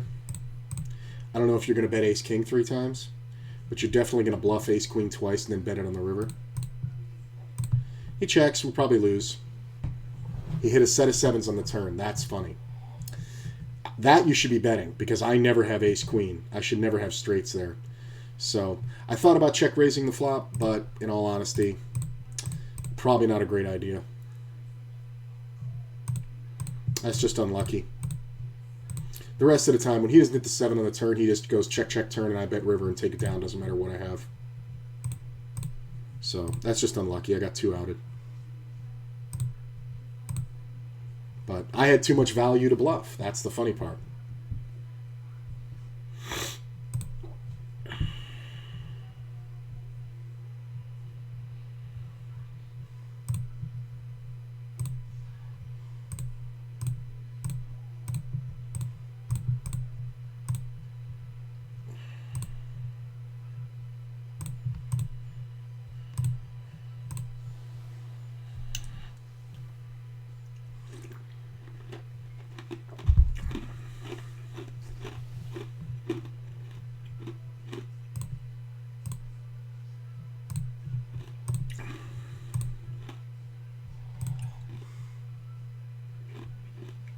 I think I'm going to let this one go.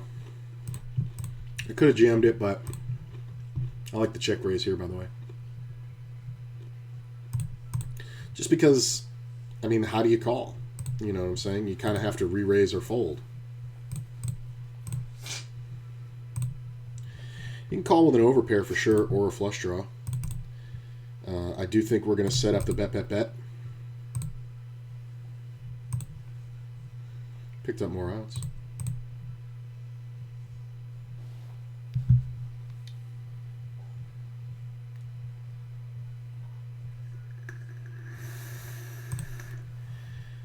He calls. I don't know how often we can get an overpair to fold, but I definitely think we're going to go for value here.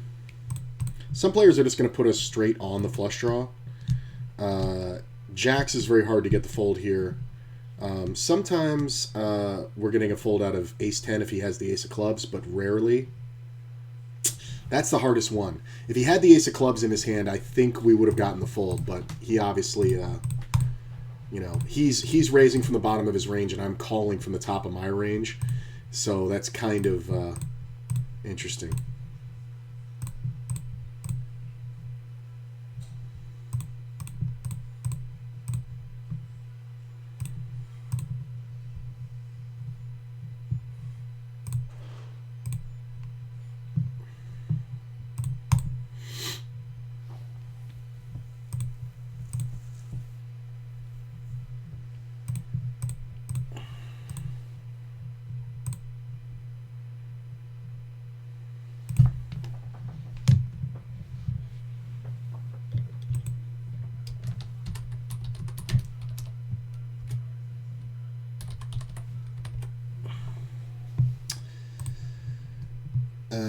He made it pretty basic, saying 10 off and 8 suited, meaning open anything above and mixed just below. Right.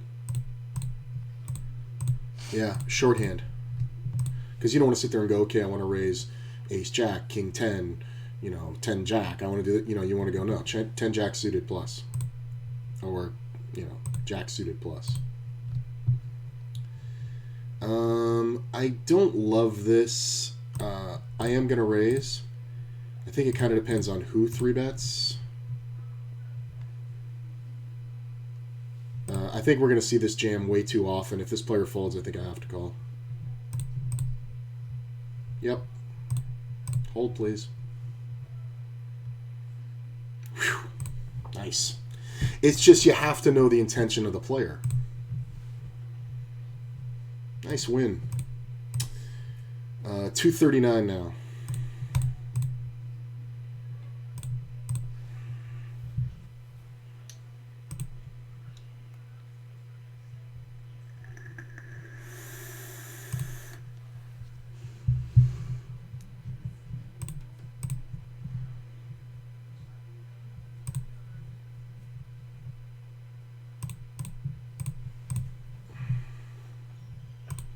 See, there's too many jam stacks behind. You have to kind of consider all that. Sitting at almost $250,000 now.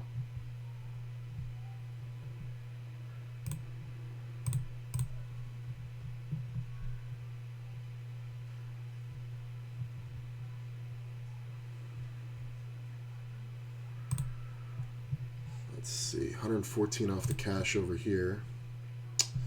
Well, this could get rough because we can't fold, we can't jam. Because we have to let a few positions fold and see what happens. I'm not folding at this point. So if anybody wants to get it in, we can. Once it folds to the button, that's it. Look at the 5. Jesus. Yeah, we're just never folding here. This player doesn't have enough fold equity, but he does also, we have too few chips. Nice, hold. Hold, please. It's a pretty good run out. Nice, 300K.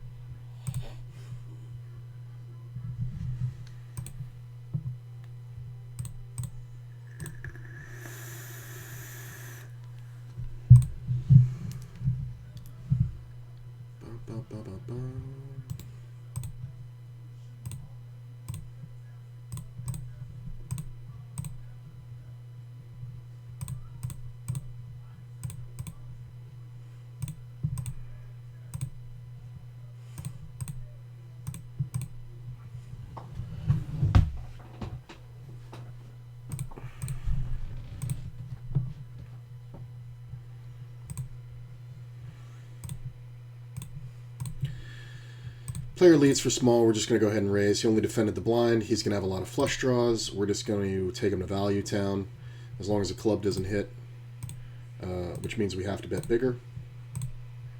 Sometimes he can have 2 pairs, but I think when this goes check-check, we win quite often, unless he made 2 pair on the river. He can have some rag aces, I guess. Yeah. Yeah, but here's the thing. He's not folding the rag ace. So if he's on the flush draw, we win. If he's on the rag ace, we can never bluff. So it's kind of a two-way bet. Which is fine. You just got to know that shit.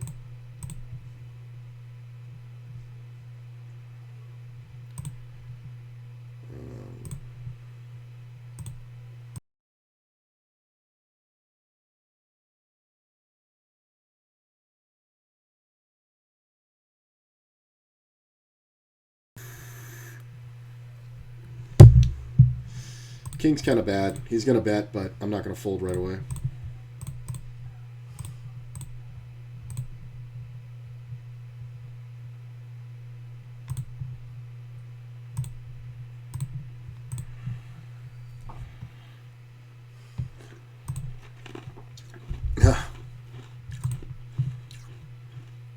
First aces of the day.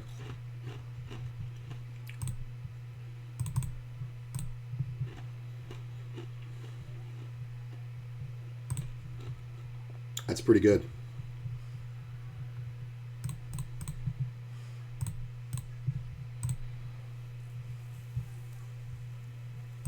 I mean, there's a lot of 2-pair combos. He's also going to have a lot of ace-jacks. There are some ace-queens, I suppose. Kind of depends how long he takes. I think there's a lot of 2-pair combos here. We're going to check back, hope for a deuce. Jack is not the worst, but also not the best. I don't think we can fold to a bet, but I don't think we can bet because he's going to have a lot of full houses. Yeah. Yeah. It was just hard to tell. I don't think we're getting a fold on the turn, honestly. For the same reason as he put us on ace-king. That kind of player is going to shift his thinking and put us on king-queen. So he's going to think he has outs and we would just have to bet monstrously. So I don't think that's a good candidate for it, obviously. If I had the ace-king, would I have bet? Yeah, probably, but I'm not getting a fold. And then, he's going to plow the river. If I had ace-queen, would I bet it? 100%. Look at this. This player just entered 14.2 blinds.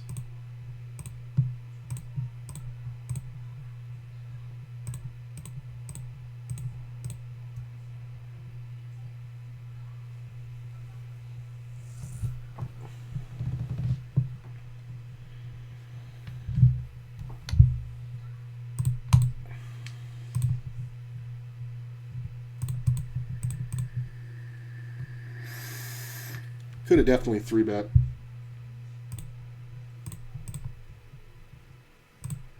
Gut shot. I do have a 6. Possibilities of 5, 6 are there. I think we try the bluff. If he has a queen, he'll call. If he doesn't, he won't.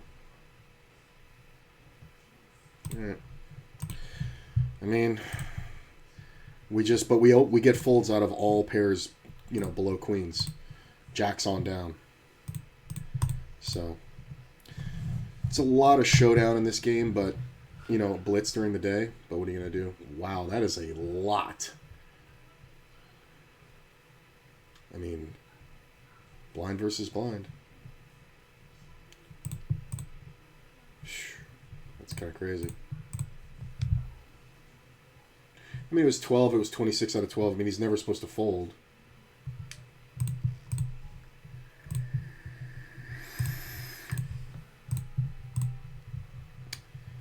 So this is always fun. I am going to just open small. I was thinking about just open ripping, but I want to have moves from players like this.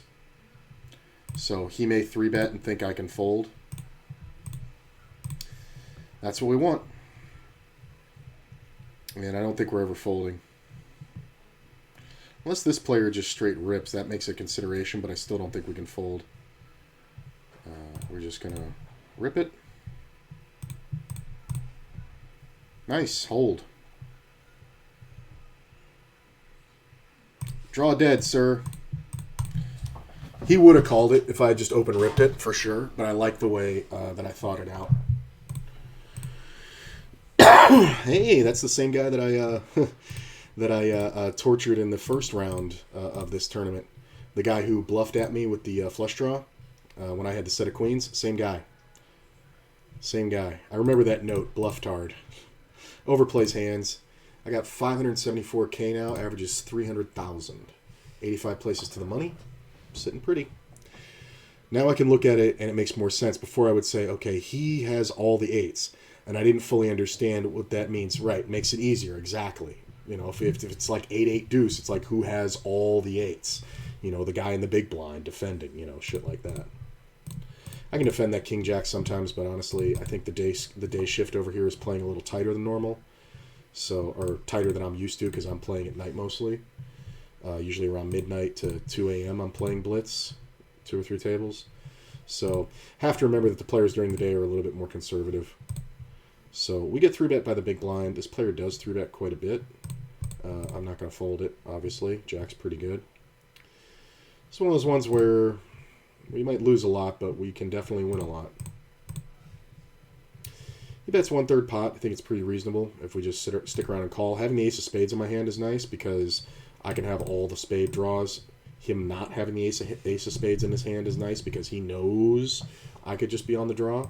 I think we are going to bet reasonably now. I think right around 24 ought to do it. He should have some overpairs, but I don't know how comfortable they're going to be with this. I mean, if he jams, it's obviously not great because he never has the suited ace. So we're basically just extracting value from hands like ace-king and ace-queen. That queen's the worst card in the deck. He's going to check it, and we have to check back. He might blocker bet it too, bet something like 20 blinds.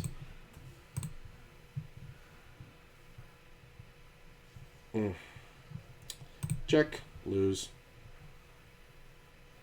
Set of jacks. Wow. Played a set of jacks like a fucking maniac.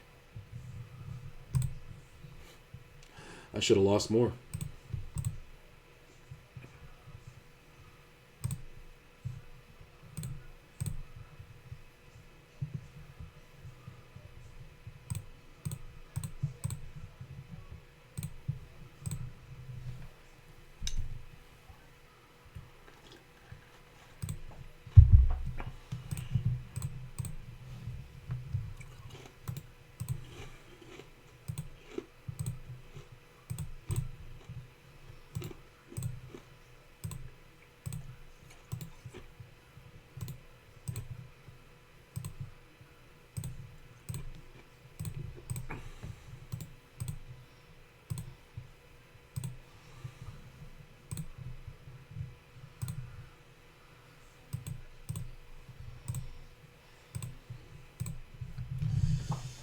Get called. This is the last level of late reg. Hopefully this player jams. He may, because he might be looking to gamble. Do it. If he does, I'm going to rejam. Nice. I think it's super rare I'm up against a better pair behind, so we just jam. Coming out of first, I mean, sometimes we get called by nines. Hold. Hold, please. Nice. You just know that that's going to come. And that's why you have to rejam. We don't want somebody with King Jack coming in there and fucking up my day. Even King Queen can't call. 355,167 is the average. Doing pretty well.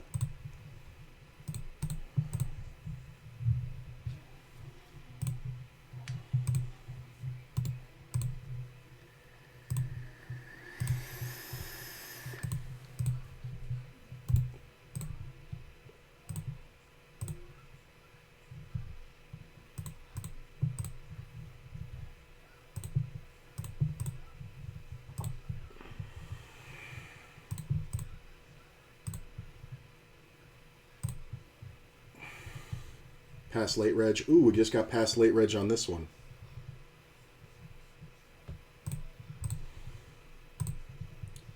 Backdoor spade draw and a 4.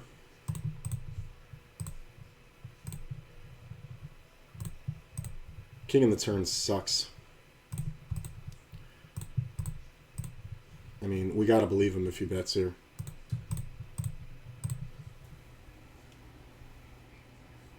Hopefully he's got a monster draw and just checks, right? Yeah, it's king. Whatever. You got it, man.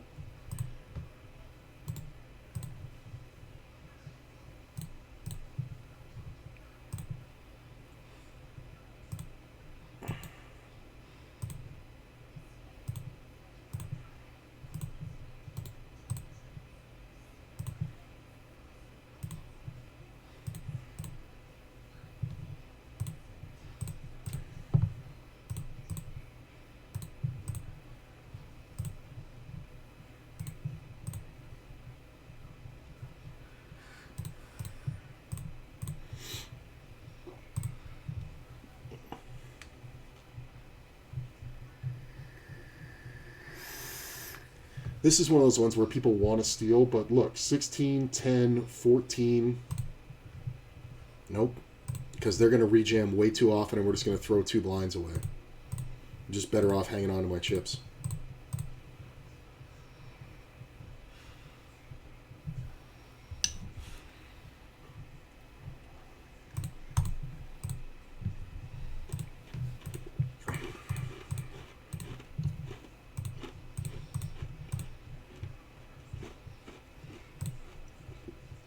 Everybody's aware of it too. That's why it folded to the blind. Just so many short stacks, and it would just be suicide to be taking loose shots at these guys. I have 3 times anybody on the table. Basically, at this point, I don't mind this. Basically, at this point, I'm looking to open with the intention of racing for whoever plays for whatever. So basically, I'm risking a third of my stack every time. That means that hands like Ace Queen suited, pocket 10s. I can just open rip because we're never going to fold to the rejam. And we don't want players with like King Jack to get in a position where they can jam against us. I like this. So this is just an easy one. And you will get calls from Ace Queen and King Queen here. This is the other benefit. That's a big bet. I do think I want to call it. Sometimes he has a set of jacks, but yeah, he made the Ace Queen. Sharing the Queen kind of sucks. See, like, this is kind of a brain teaser for anybody here. All pairs are going to call from, like, 8s on down. But it's fine. I'll just take it. This also gets you a lot of walks when you do that. Because people think you're nuts. Very similarly here with the King-Queen. It kind of depends on who jams. But I think we just open it. This can look a lot stronger, especially after I just jammed the last one. I think if a 10 big blind stack or less jams, I can call. If one of these players calls, obviously I can't, but I'm never folding to this. Especially not from someone from Brazil, so let's go. Ace or king, please. Hold.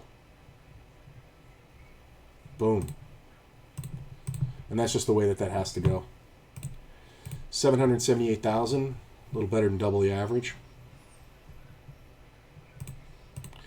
So I did get 3-bet and then big bet at. With this king on the board, this is kind of 50-50. Where are you from? USA? You're too basic, you win. You're basic, baby.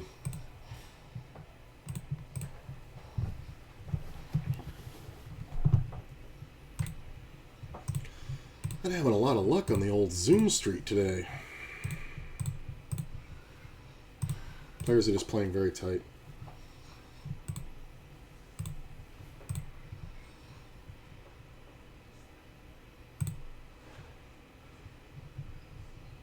I think we're going to go ahead and re-raise.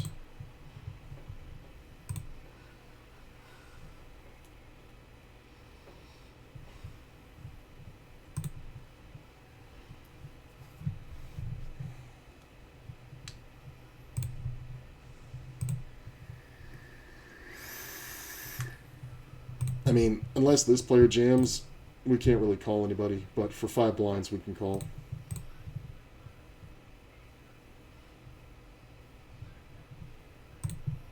Limp?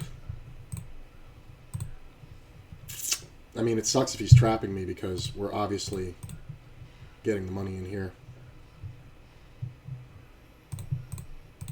He's trapping often. Wow.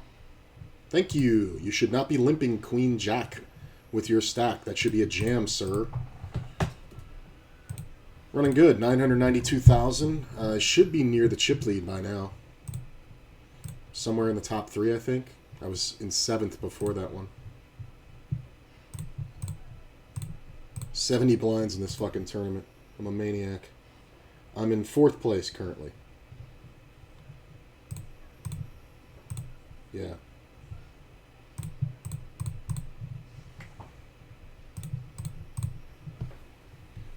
I mean, 12 outs twice, making him play for too much.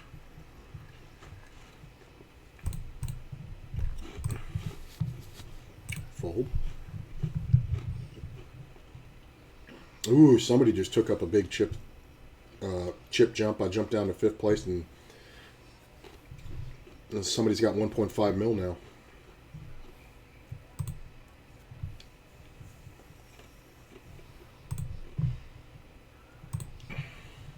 This player, I have notes that say over-aggressive. He is pretty tight, though.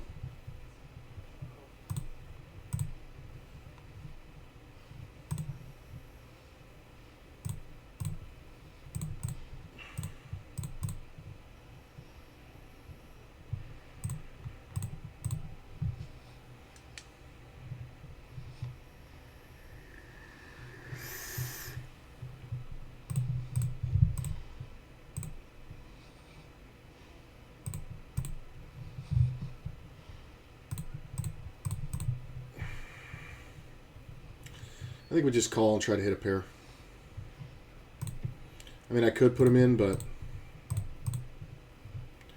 he's supposed to have a lot of pairs. Yeah.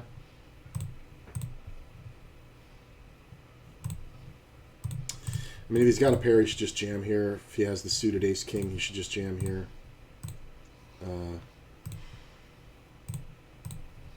I think we just bet. I'm in the blind, so I can have anything. We have to bet big. We have to threaten his whole stack. So, I can't believe some people still see that at that point. It's just not... It's never a good idea, man.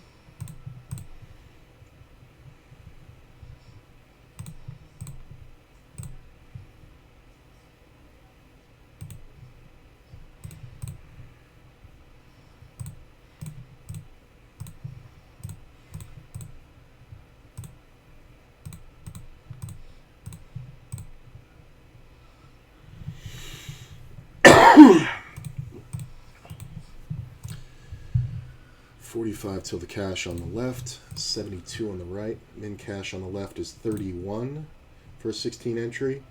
Min cash on the right is $99.90 for a $55 entry, so not bad. It's good to still get 2x out of that. I'm just going to call out of position.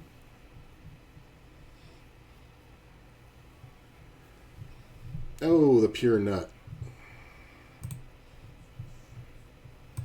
That's kind of great for me. Now there's 10 big blind stacks. You win, sir.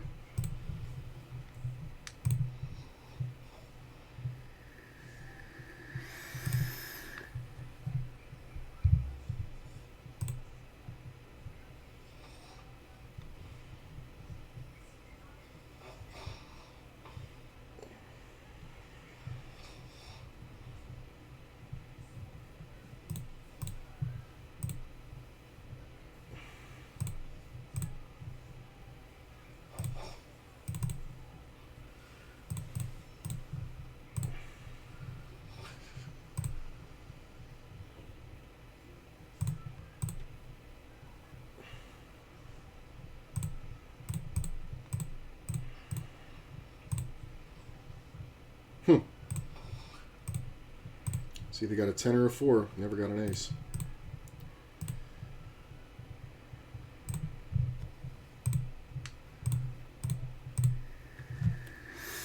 I was going to open this one too. If this guy hadn't opened, I would have opened.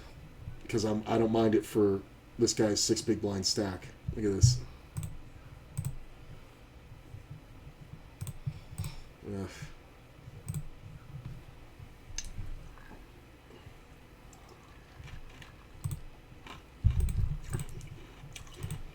You set him up for a perfect stop and go, and you paid him anyway.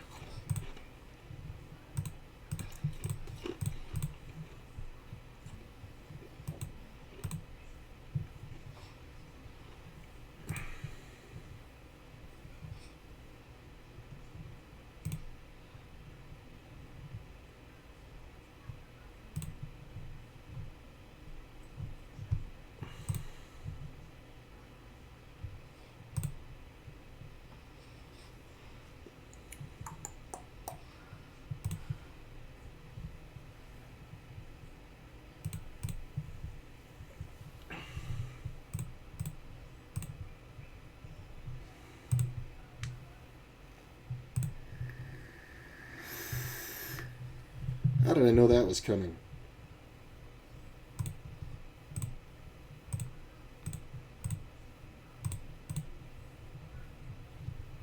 It's 3-betting a lot of pairs in the blind.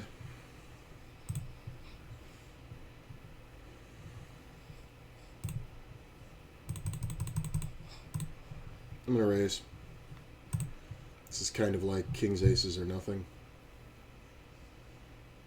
Like any king or aces or nothing. And if he has the ace, queen of diamonds, he can jam. But a lot of players don't 3-bet that in the blind. He calls.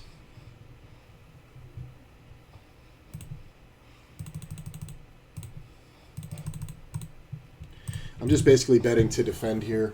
If he is on a draw, he's just going to call. If he jams, he's got me crushed.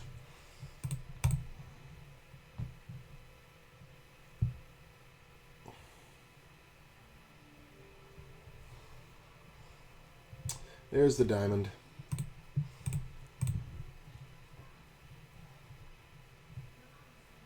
Jesus Christ. You could have gotten it all, sir. Oh, this is not going well today on the Zoom. It's my buddy. Oh no, it's a different guy.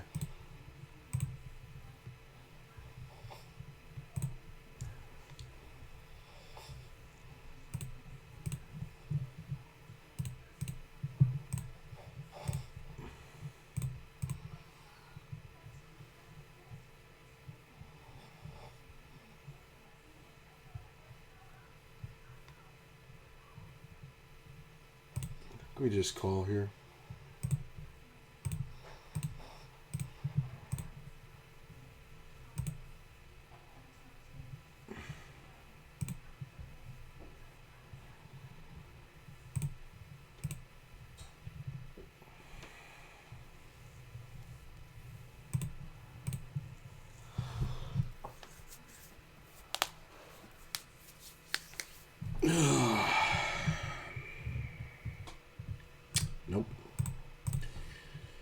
can't 3-bet it. I don't want it.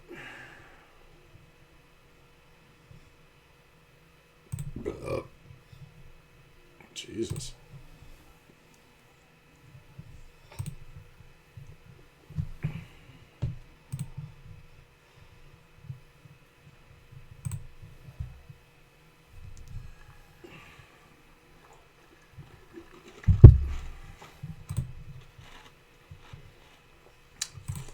Open under the gun.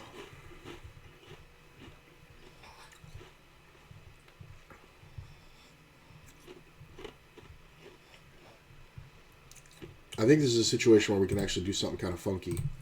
I'm going to call here, and if I get 3-bet by the small blind and this guy folds, I'm going to re-raise.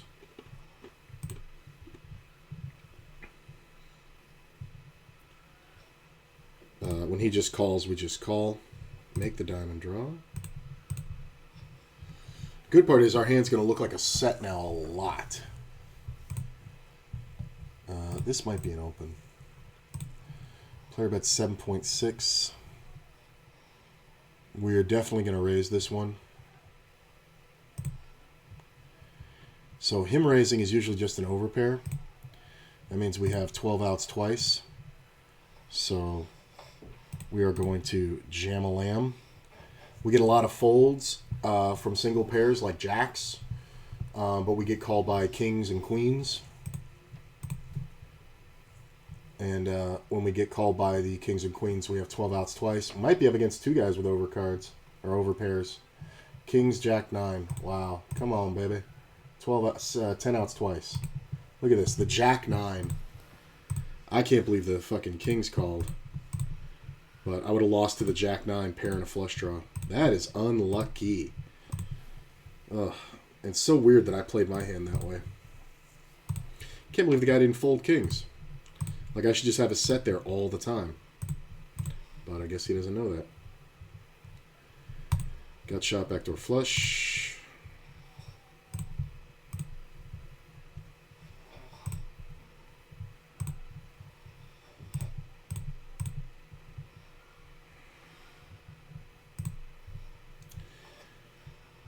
I think I'm going to get off the Zoom for a minute. It's been too depressing.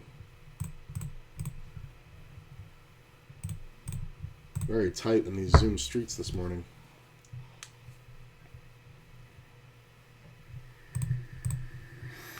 Nah, fuck that. I'm gonna keep playing. I'm having fun. Theory is completely sound.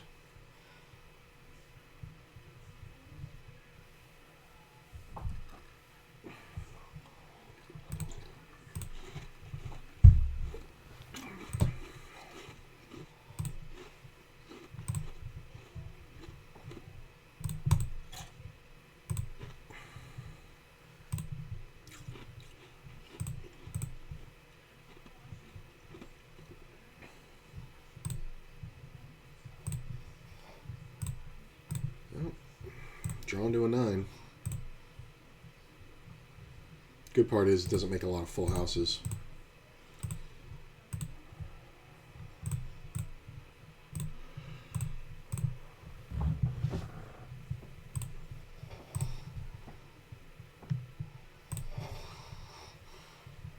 There's some deeper stacks now, so we got to be a little bit more careful. We're 29 off the cash, so I don't think anybody's looking to do anything too crazy. But it kind of depends on the stack that 3-bets. This player's got a good 3-bet position, so I think if he does, I'm going to jam.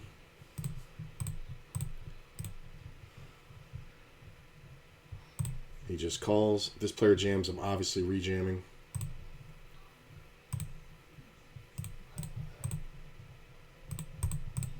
Check. This is supposed to be more pairs than anything. Queen is interesting. I am going to bet like I have the queen. Player on the button can have it for sure. It's not the call I wanted to see. I'm going to check. He can have 7s full. I think you just check a queen. This is kind of meh. Because this is like a value bet or a total bluff. Like if he has me on ace king, this is the bluff you make.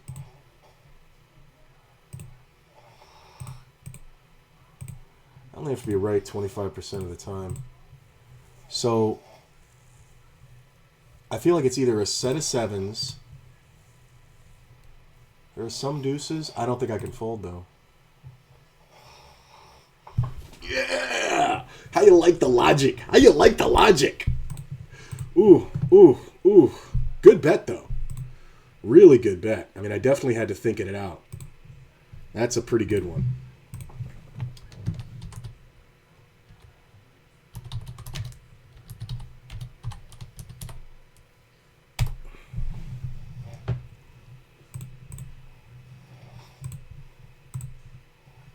This sucks.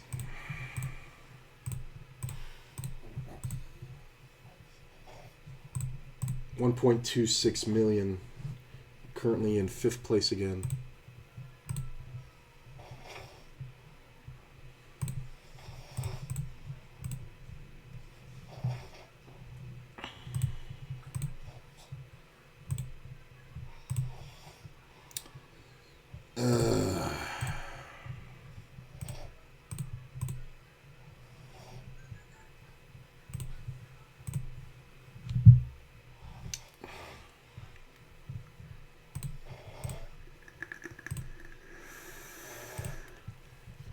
I mean, I'm just going to let it go.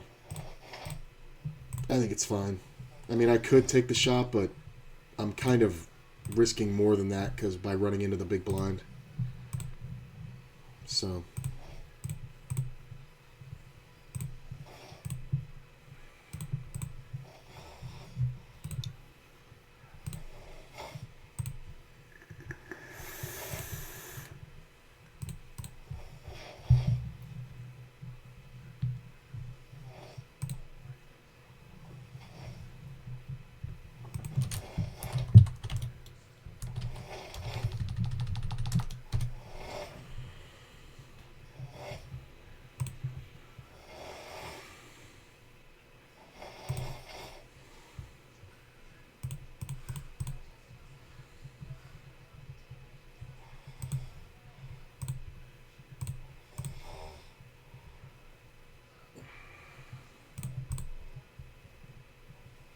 Make a jack.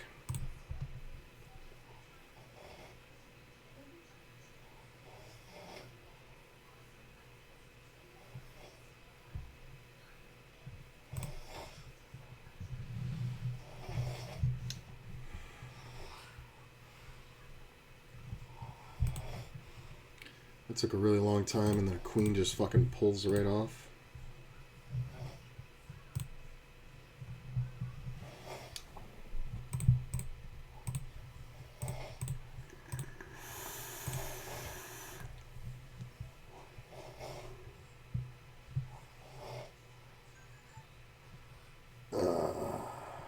Can't fold. Ace is good. It cuts down on the combinations of ace, queen. King, queen. Nice. He drew out, then I drew out. I was ahead, then he was ahead, then I was ahead, then he was ahead.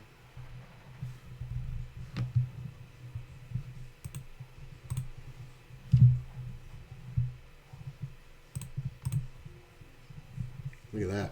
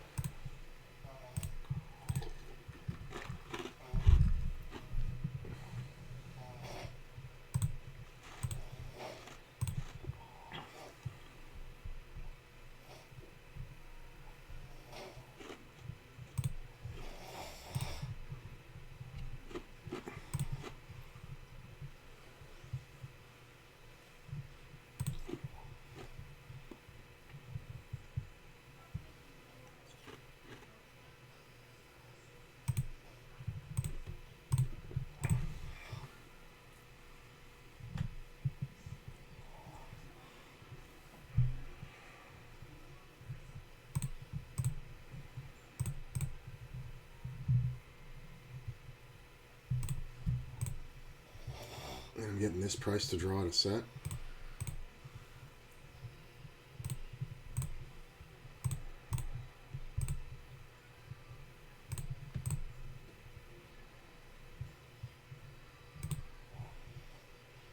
Oof.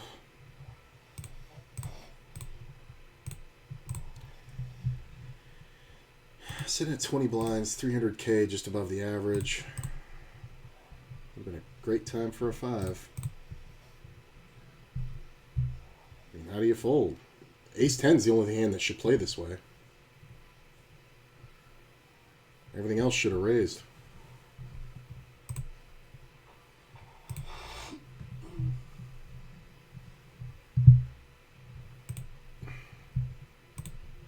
Are you slow rolling? Like, what are you calling twice with here? That's folding now.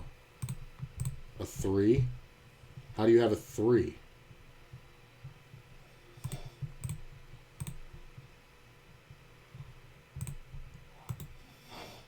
That's crazy. He might have flopped tens, set of tens. I guess that's the other hand that makes sense. If he did, then he played it right.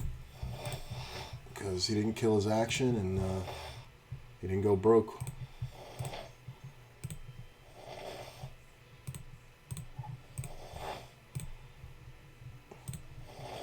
Yeah, this is this Zoom is not going well. I'm just gonna ditch it. I'm annoyed. Lost almost 4 buy-ins there. Plus, these tournaments are exciting. 14 off the cash over here. I think we can call that the bubble. So, bubble time.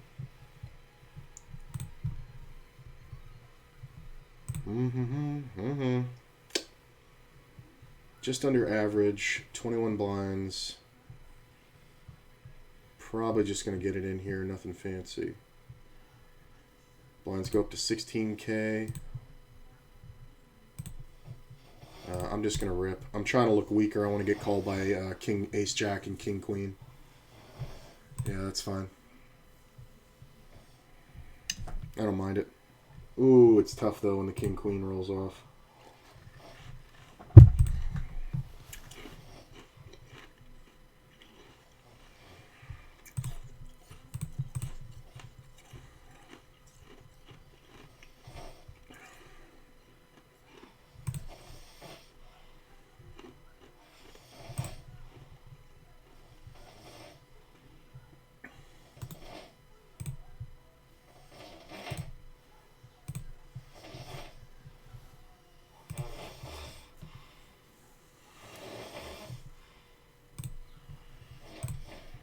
Sometimes you'll get a different reaction to this because I jammed the last one. Some players will think that's weak and they'll think this is strong. I'm not folding to this player. Obviously, I can't. It's a good board for them to lead with a pair.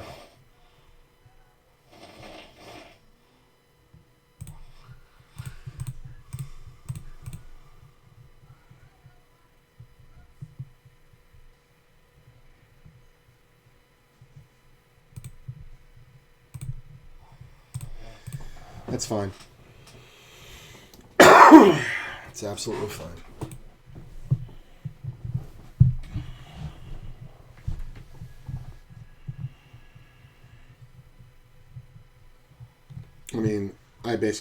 I have 6 outs and I'd have to play a crazy move. You'd probably have to raise around the flop to get him off of it. He just doesn't have enough chips. So a hand like 5-6 where it's, or even 4-6, a pair and a gut shot, or a pair and a flush draw, or straight draw, is just going to rejam on me. So I think it's fine.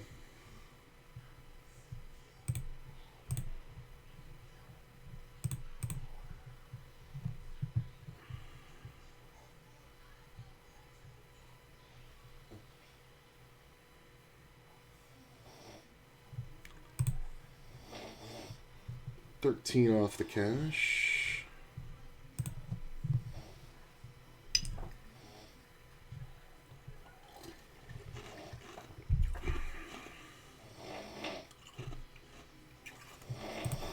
I'm not seeing a lot of 3-betting, so this is risky, but I think still doable.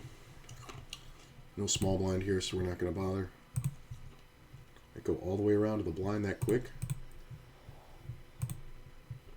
It's so rough if he jams.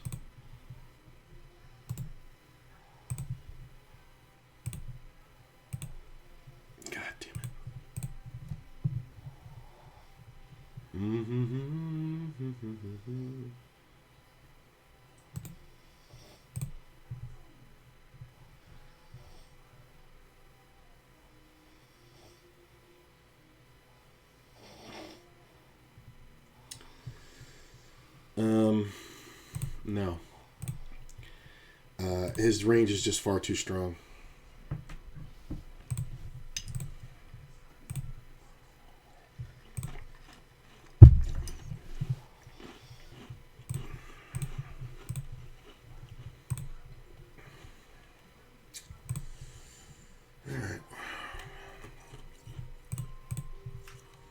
One double. We're doing all right here.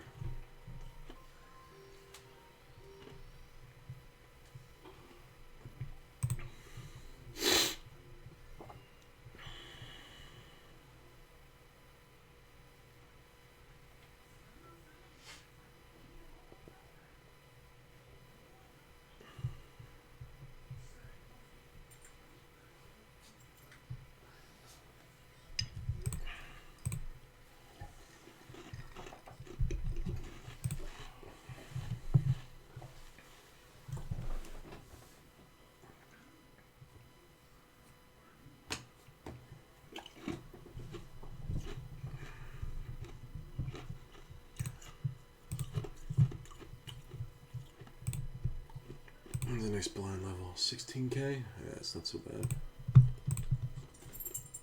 Goes up in a minute, though. Can we fold quickly, people?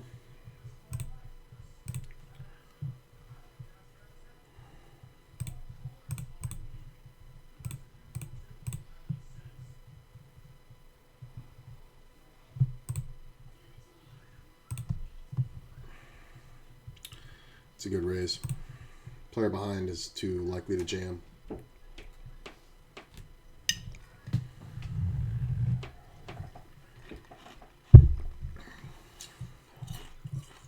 Wow, good rejam.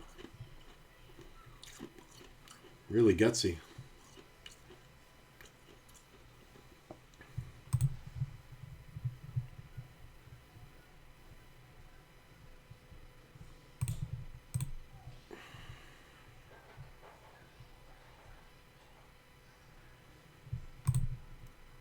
Looks like 7 off the cash over here.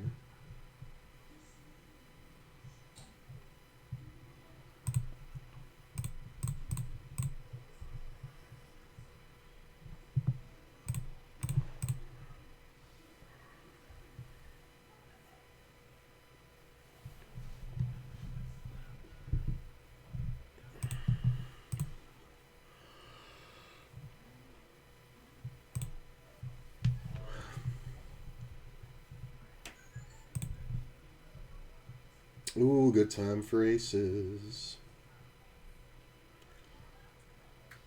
It's so funny, I was just thinking 45 out of 68. I'm gonna have to get this money in soon.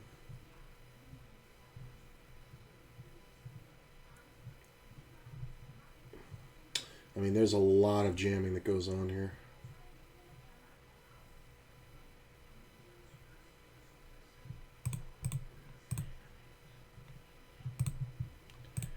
It's a bigger bet.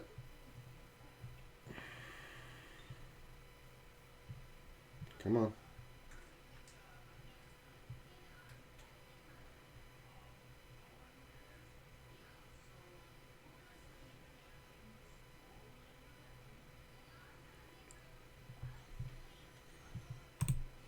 Just gonna call. I mean, it's gonna look super strong either way. But if he has a hand like ace, king, ace, queen, he won't fold. We'll get it in for both of them. Hold.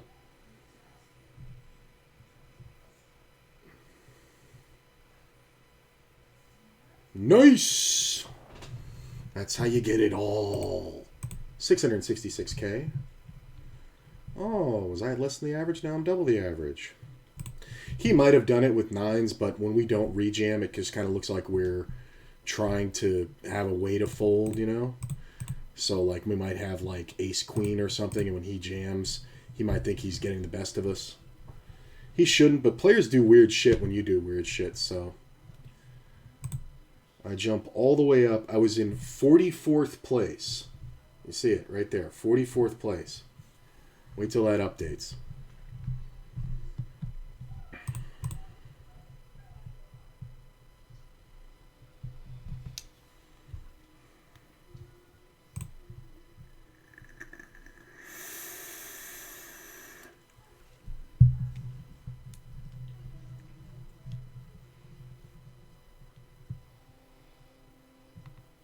6th. From 44th to 6th. Whee!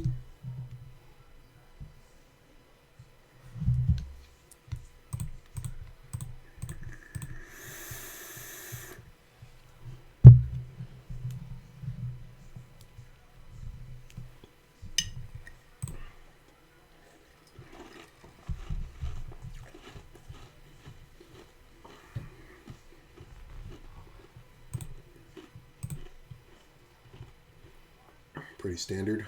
Here's a queen. 2 outer. Nope. 5 off the cash in this one. 27 over here. Going on break. All right, I'll be right back. This is looking pretty good.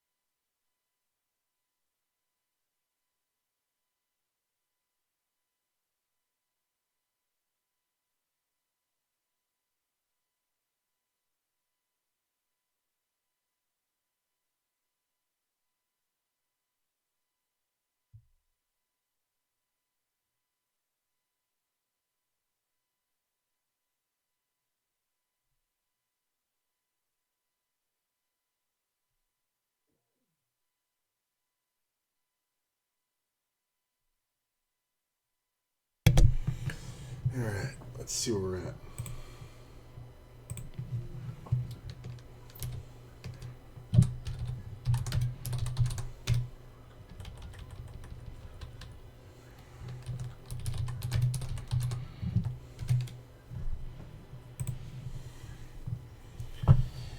All right.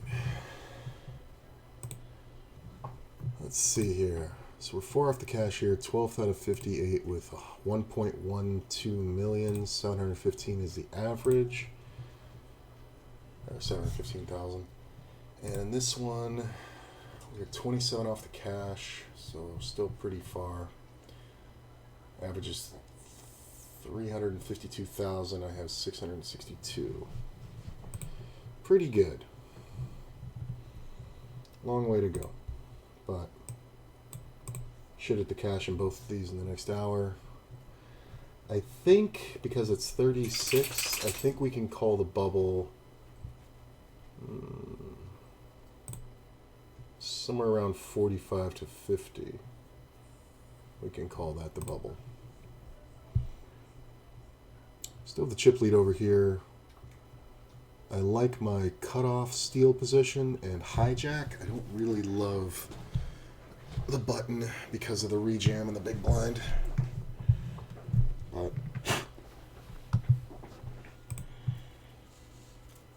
I'll deal with that when the time comes.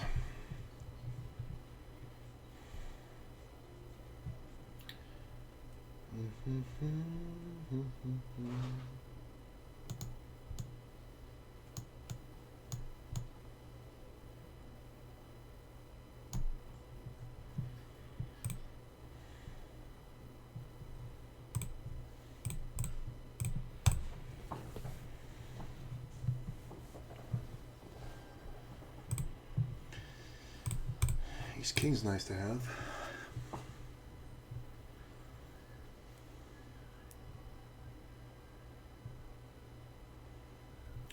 Four off the cash. Nobody should be doing anything too crazy.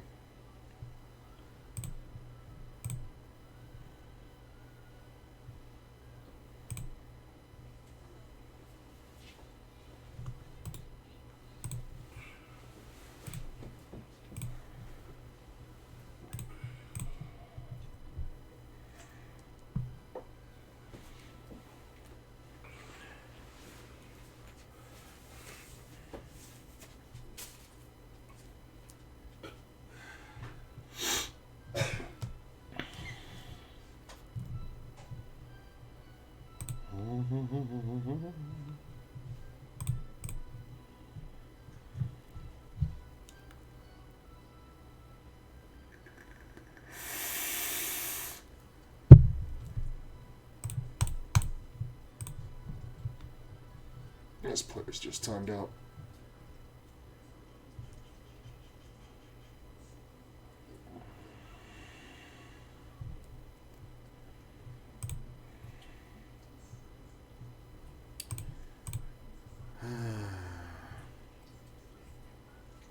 Oh, he made it back. Oh, yeah, he's having problems. Short stack go.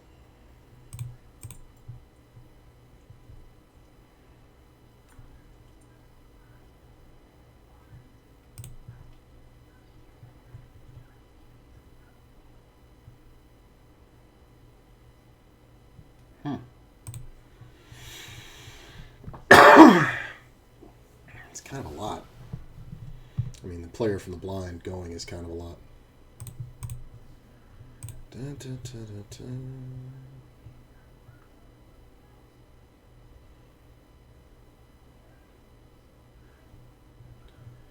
I get re-raised on the button. We're just going to rip.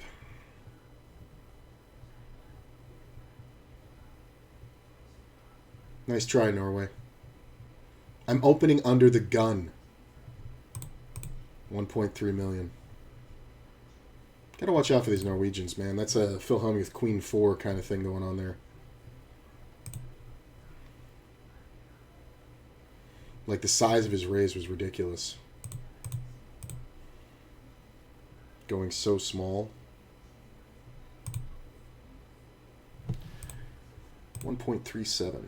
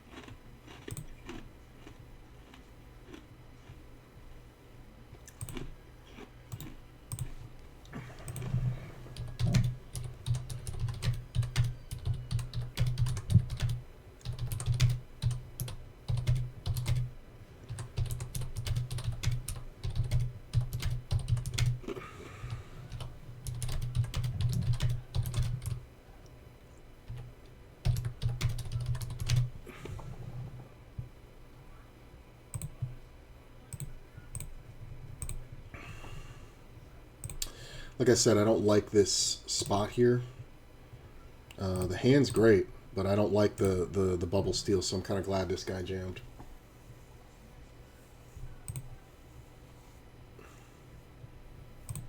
Ooh. This player's a little gambly.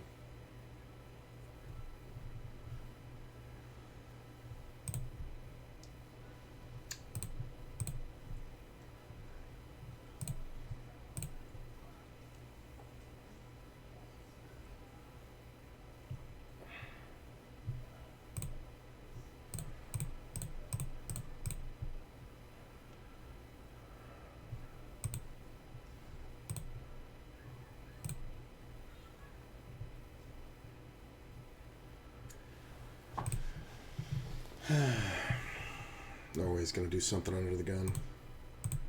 No?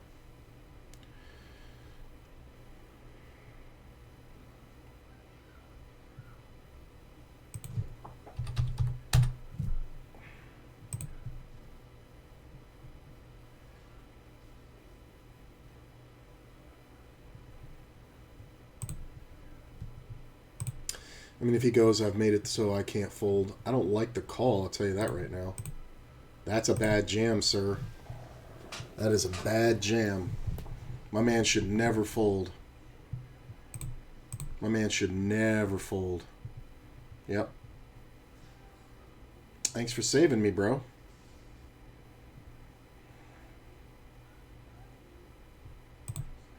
It's funny because if he had jammed and I re-jammed, I would have beat him, but I still don't think this player should ever fold.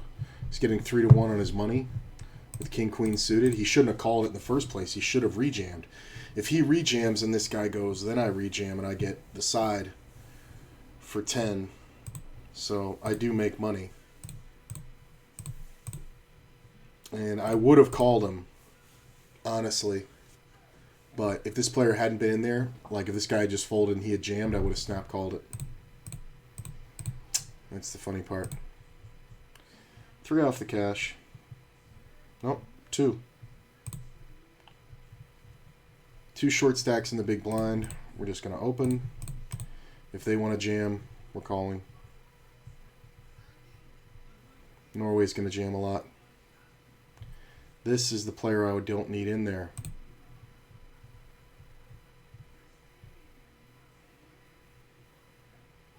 He's just stalling.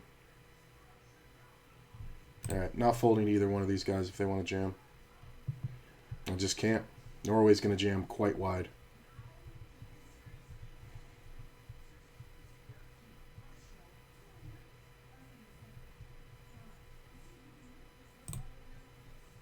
This is kind of hold. Thank you. What are you thinking about? It's ace king. You got to get it in. 1.6. And oh, we're in the cash. Look at that. Oh, and I get ace king the first hand.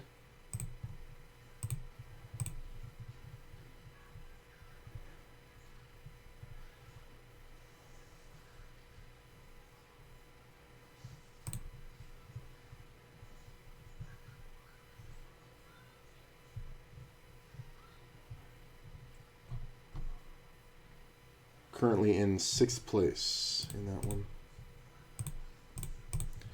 Calls. Can defend with a lot of queens.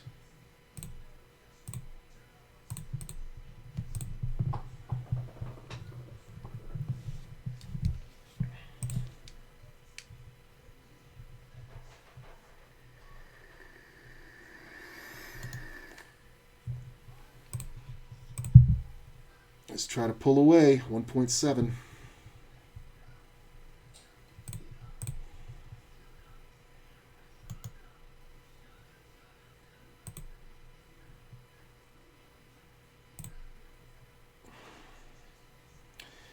So paid 31.12 right here. Next jump is 34, then 37, and then 43. I guess 43 is significant. That's a third increase, so That's 27th place. So when half the field goes out, we go up by 30% pay jump.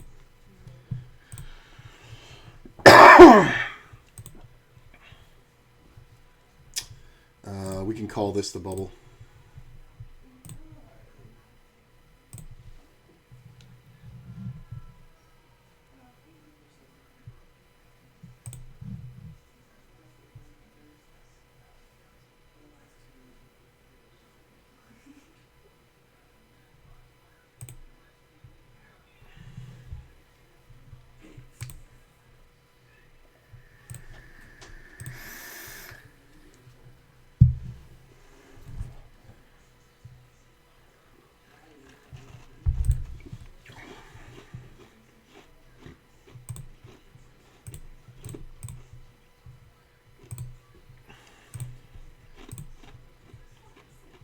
There's 0 folds in this range.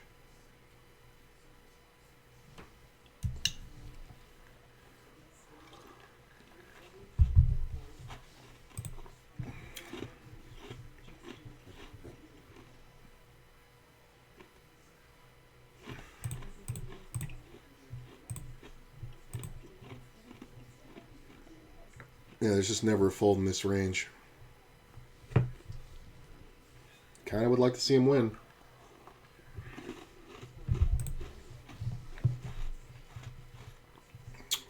So we're 11 off the cash. If it folds to me, I'm jamming.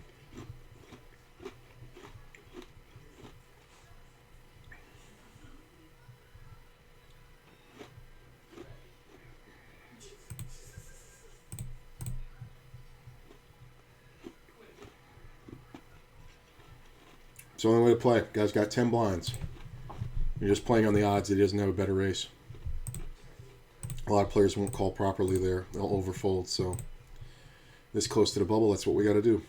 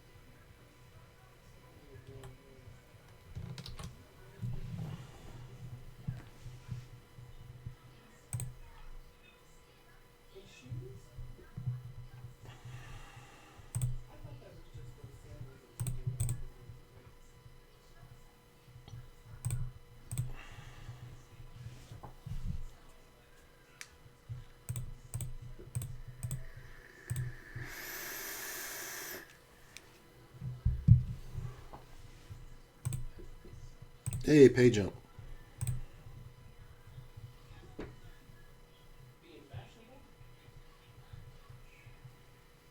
If everybody folds to me, I think this is one where we just rip it. Because I'm not folding to a rejam, and I don't want to incentivize King Queen or anything else to jam off. So we're not going to fold. This sucks because I just had the perfect spot to just jam it. But I can't do anything versus this player. Even in position. I can't 3-bet because the betting will be reopened. These players can rejam. They only have 22 blinds. I think I need ace queen, and then I'm just going to ship it.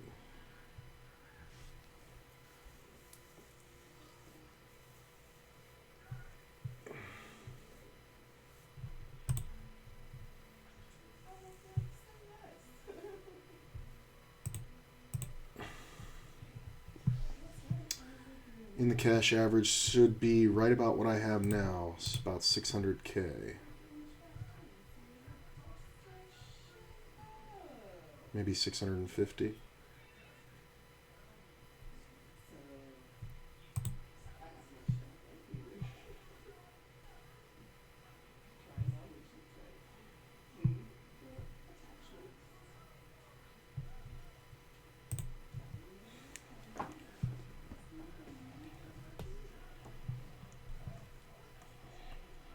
Yikes. I mean, the guy overplays his shit.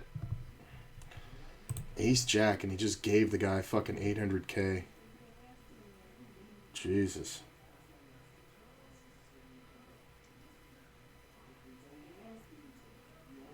If you're going to fold to this jam, why are you opening?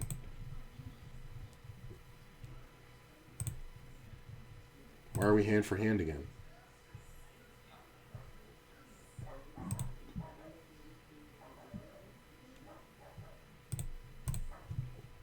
It just said we were hand for hand for some reason. I don't know why. Shouldn't be until we're getting to the final table. There's still 40 players left.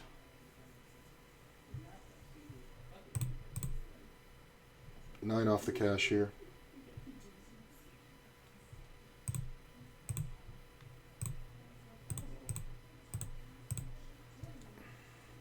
Wow. I mean, he's right. He can't fold. Oof. The ace-6, I don't know about that jam. Oh, that was a call off.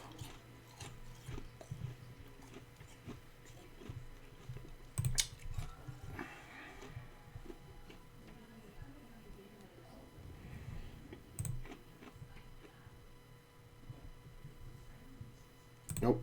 Not on a first.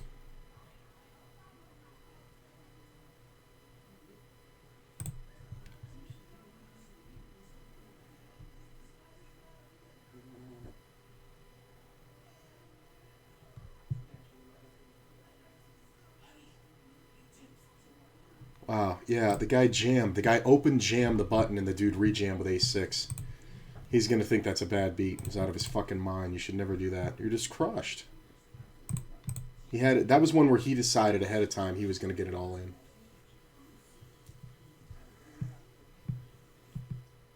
Good fold by me. And I had 2 outs.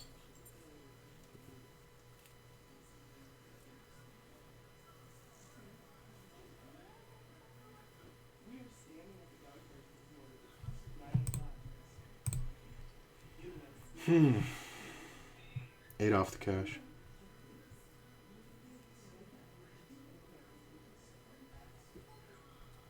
Shortest stack has a starting stack. That's crazy.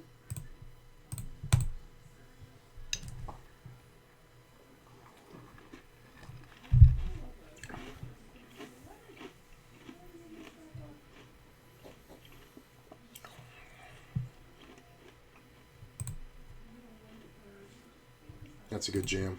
You don't want to raise there.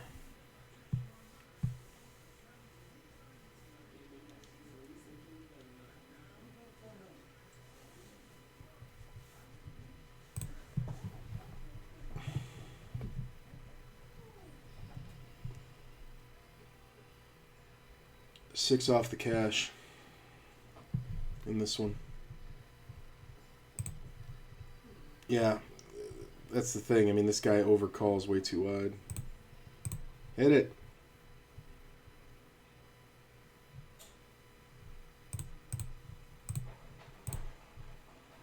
The ace-6 for a great chunk of your stack. I mean, the king-queen obviously, but I don't know about that. Because he's jamming into 2 players that cover him. I don't know about that one.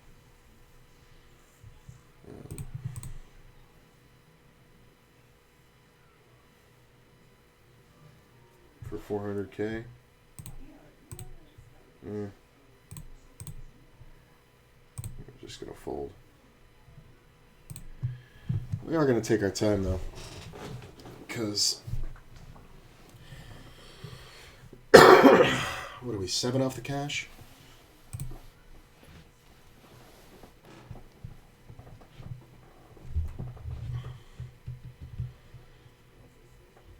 We're just playing a little slow. Blinds go up in 2 minutes.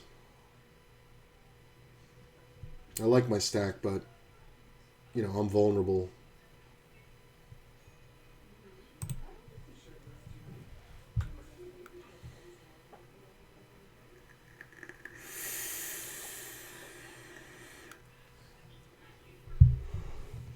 Wow.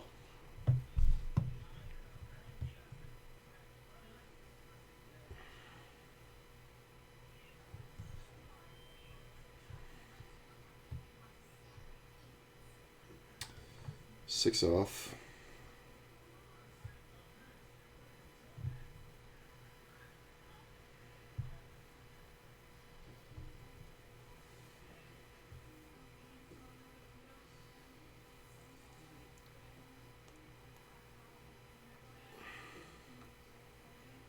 My man checked it down. This sucks. Player in the big blind is such a jammer that I'm going to let this one go.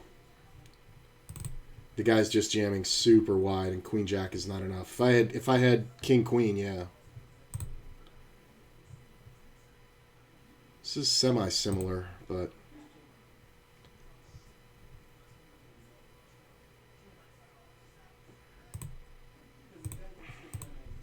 I think because of the jammer on the button, I think we have to raise here. Nope, this guy raised.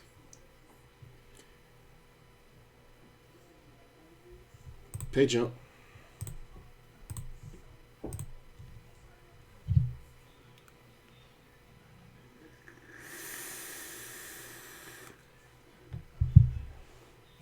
Look at that 8. Open ender.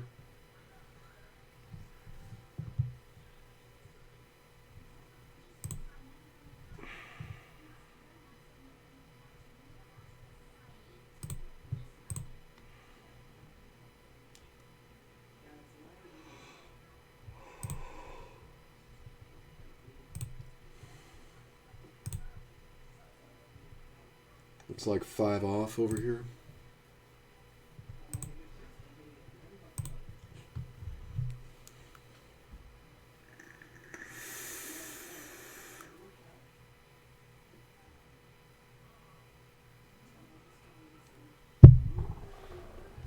Wow.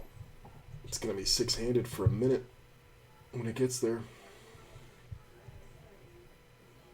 Maybe not. Jack 4.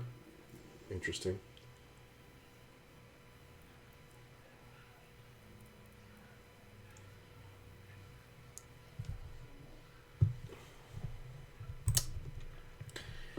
Paquerochos. He's got to be patient. Sitting just above the average.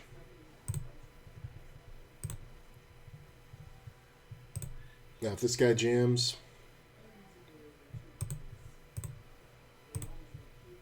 it's not a factor.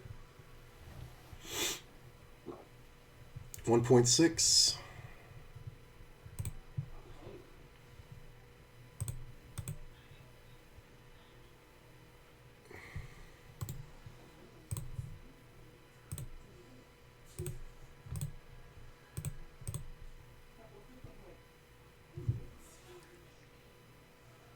Three off the cash.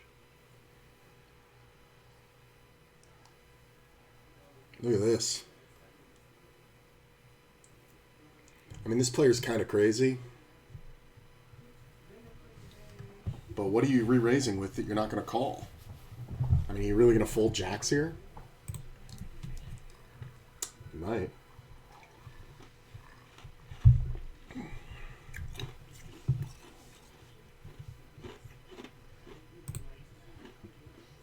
We're 2 off the cash. There's a guy with 13K. That's less than a small blind. Yeah, I think you have to fold jacks in that instance. And ace queen. No thank you. When did you get here?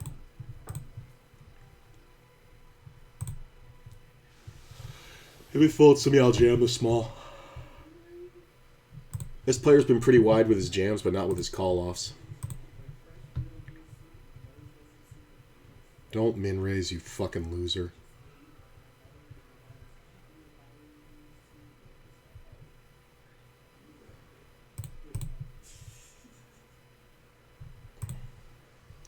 That's what you got to do. 1.68. Oh no, pocket nines. And I think we're hand for hand. It's the short stack table over here. Yeah, it's him right here. He's going to be all in next hand. Hopefully this dude jams. That would be awesome.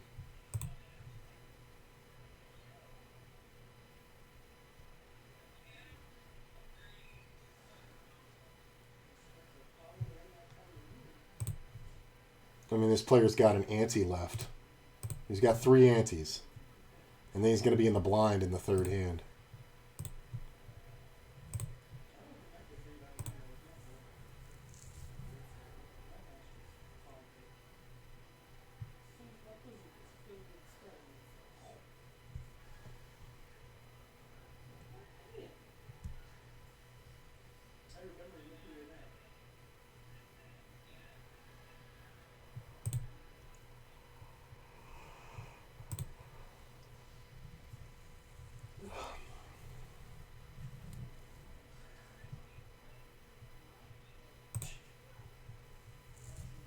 This is rough. Although this player is kind of passive post-flop, so... Well, we definitely don't fold. Oh, I thought that was a 9 for a tenth of a second.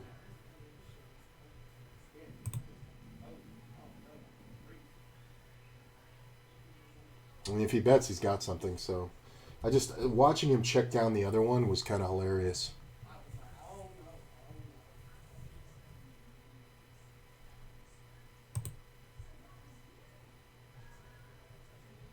I just keep seeing the red card out of the corner of my eye. I'm like, 9!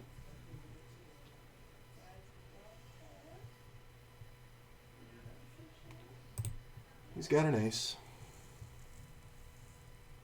You win, sir.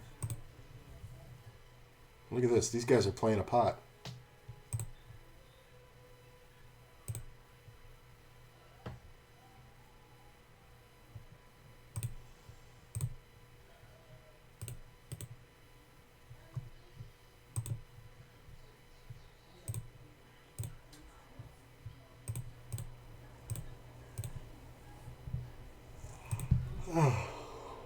I did raise this guy's blind last round with 8s.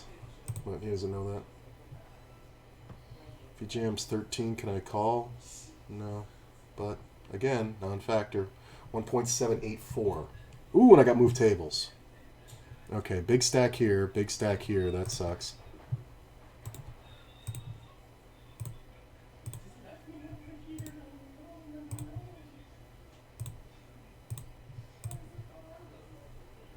Stone Bubs.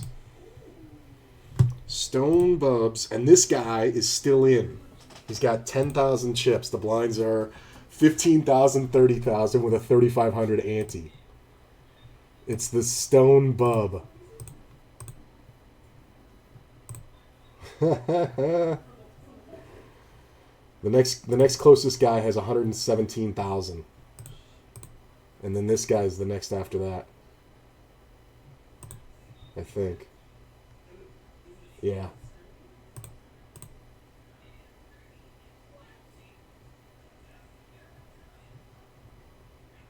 Oh no, he's the second down.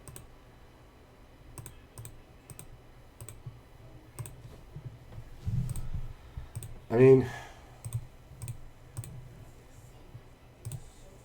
this guy's going to be all in 2 hands for a tenth of an ante.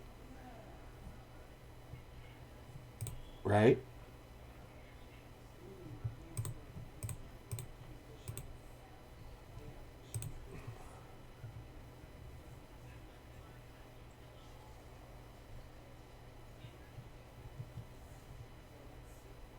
I mean, you can't even defend. How do you defend? You just put him in.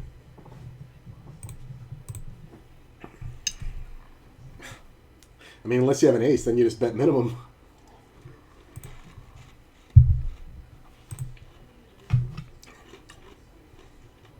Two blinds. Cripple him. All right. Set. King! Oh, look at this fucker. Luckiest motherfucker in the tournament.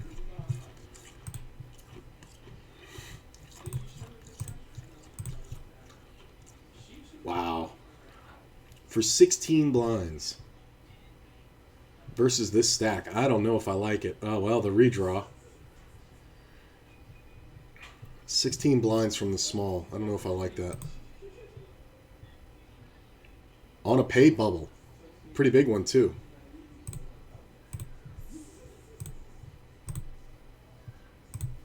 This is hilarious.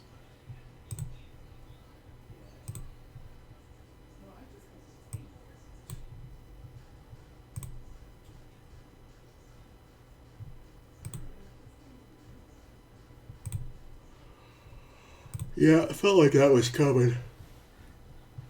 This should be ace, queen, or better. Sixes! Oh, you deserve to lose! How do you hit that? Oh my god. What? This is the luckiest man in the tournament. Ace ball! Sixes. Ace 10 for 16 blinds, and then sixes for 30. Unbelievable. Well, my man just got dealt a game over. His name is Run Good Rick, right? No. Check raise flop. He's now in second place. That is absolutely disgusting. Pay jump.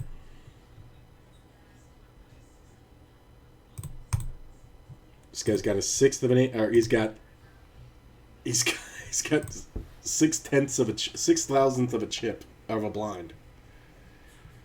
The queen.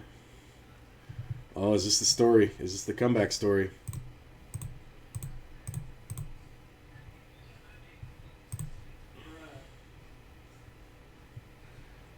Oh, he's got 777 blinds, and I got pocket sevens.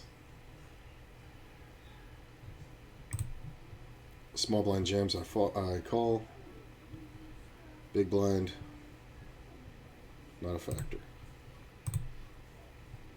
This is a great move. These two guys with 5 and 4 blinds. He's all in for the ante.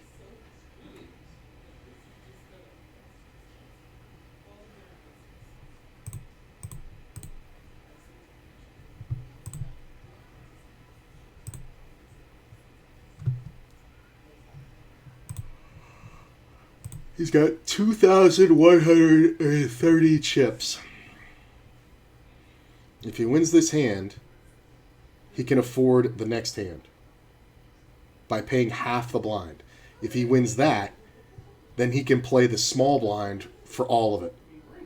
And if he wins that, he'll have 1.5 blinds on the button.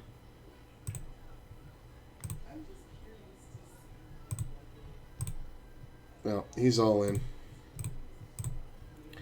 I have 12 blinds. We're going to wait and see if this guy gets all in. If it doesn't end by the time it gets to him, I'm gonna fold.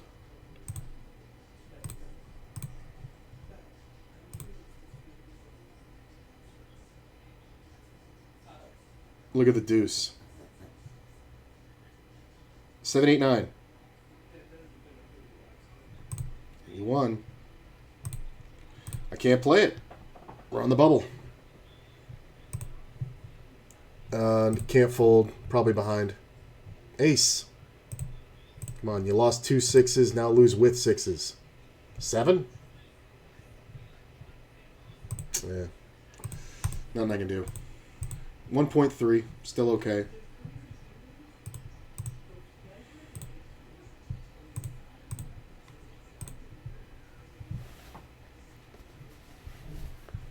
I mean, this guy's still going to be all in the next hand.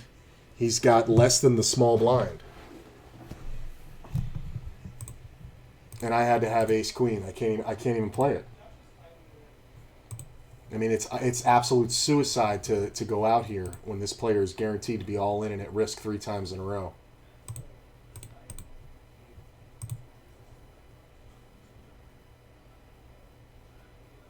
Wow.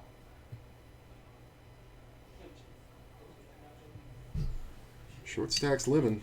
All right. Ace is good. No 4, no deuce.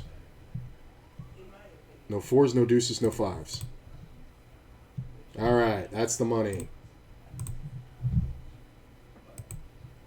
A valiant effort, sir.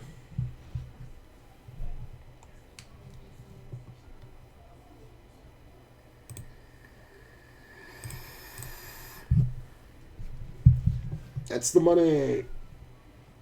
All right, we're 20th out of 36. Not in the worst spot. We can definitely spin it up.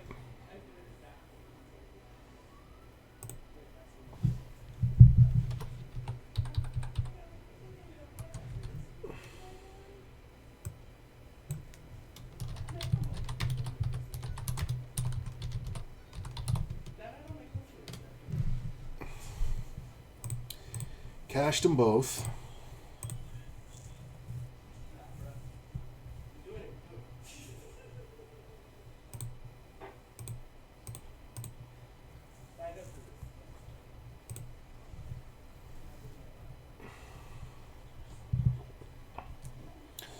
So nice. So far we cashed for 99 and 143. What is that? 142, 143, something like that.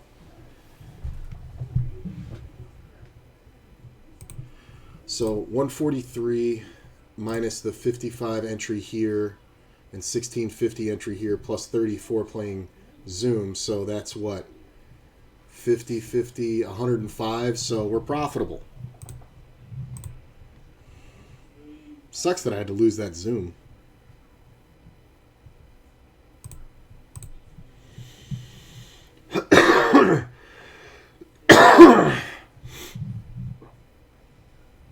All right, we get moved tables. I like this table. I like coming into the blind for sure. Between the blinds.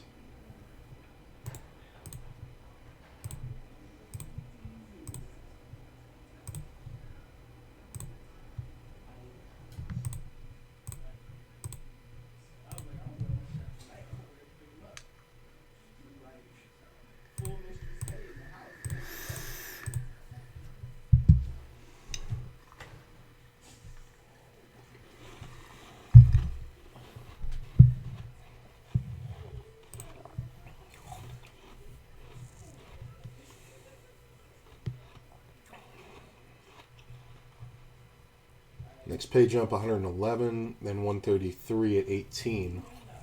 I'm sitting in 21st. I mean, it's not bad, but, you know, we're definitely getting to that point where we need to start jamming. Look at this. Oof. Not dead. Now dead.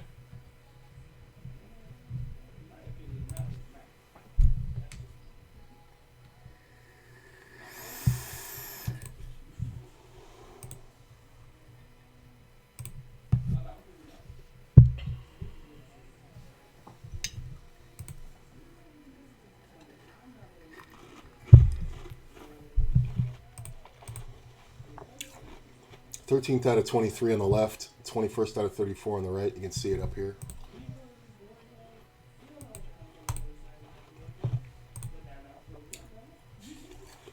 Pretty good pay jump at 18 here.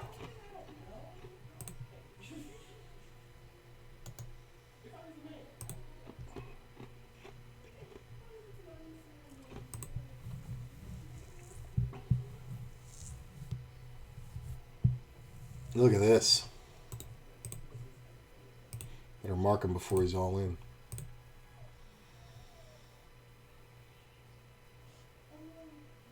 Ooh. Bad time to trap, bro.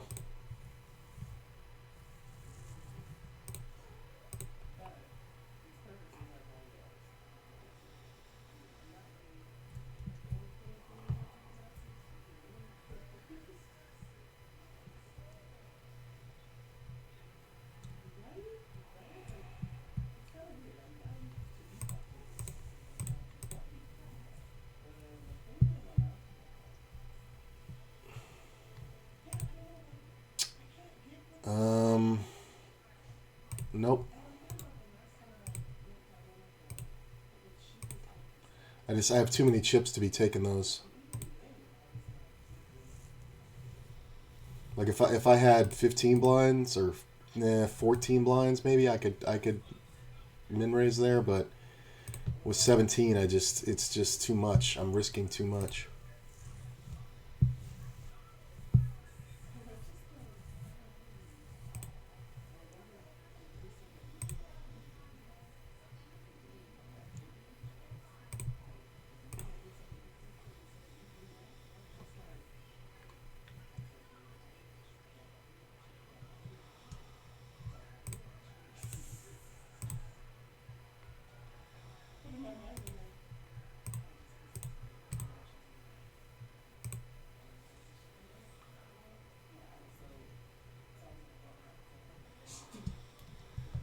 Pay jump 111.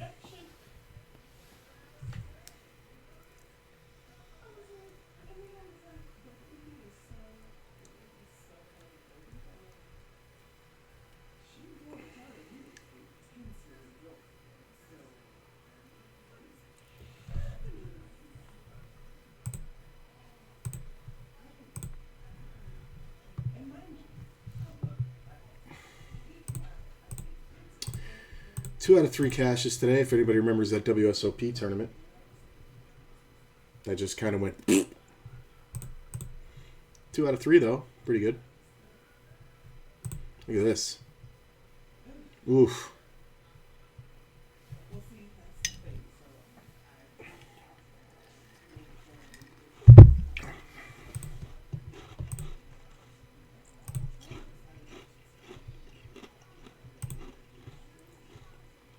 It's a good play.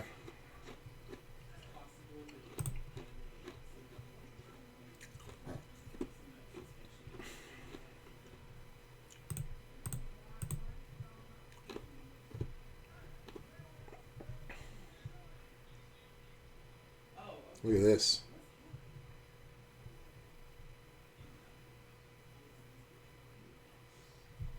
Didn't think it was coming.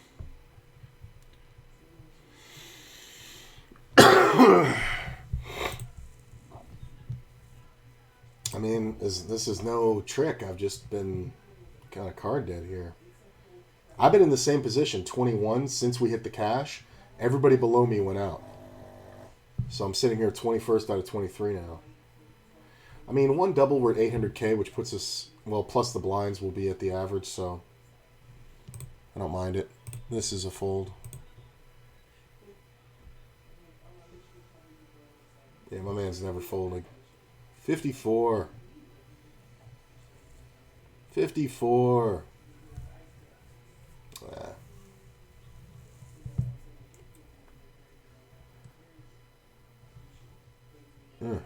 Nothing. Just like nothing going on over here.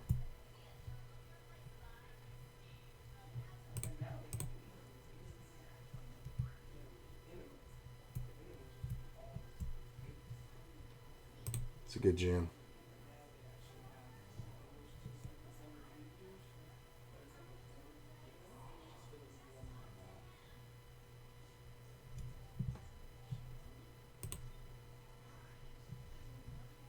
So 100K in the middle.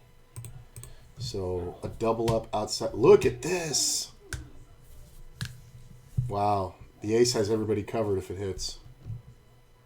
Look at my 7-9. Oh! Oh, luckiest fucker in the tournament. Well, I'm all in here. 5-handed. I mean, what are we talking about?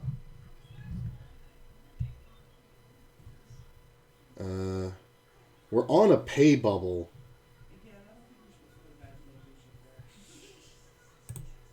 Are we? No, we're not. I'm all in. Let's do it. Can I break the giant killer? Nice. I will take it. 500K. That's very tempting, except the big blind is super short, so we're going to get out of the way. It's a good squeeze spot. If I had like king, queen suited or ace, jack offsuit, ace 10 suited, pocket eights, I think we would jam here. Well, unless that happened.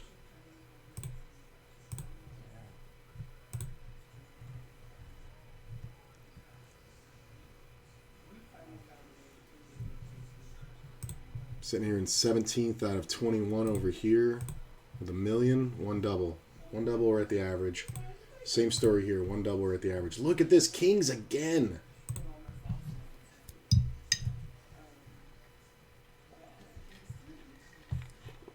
Kings full that time.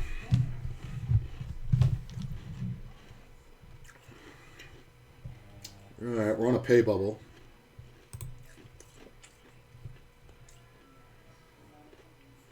Next pay jump is $22. It's not insignificant. It's a 15% jump in our pay.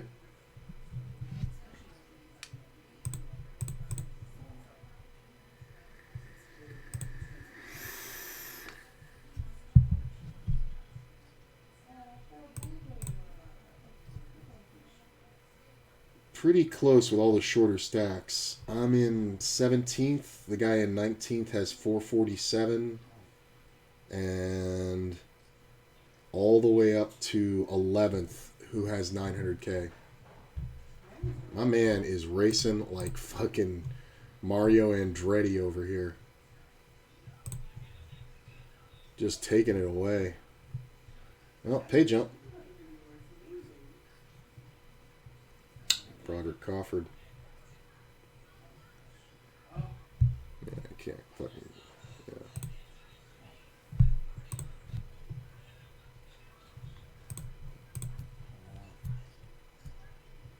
Alright, everybody fold. Everybody fold. Everybody fold. This sucks. Next pay jump is 15. I think we can fold one. Next round I couldn't fold that, but I can fold there. I would have to jam is the problem. And I don't know if he's going to fold that many times.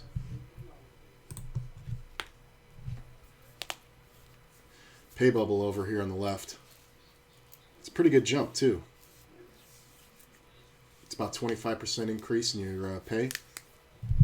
Man, I'm getting easy decisions, I'll tell you that much.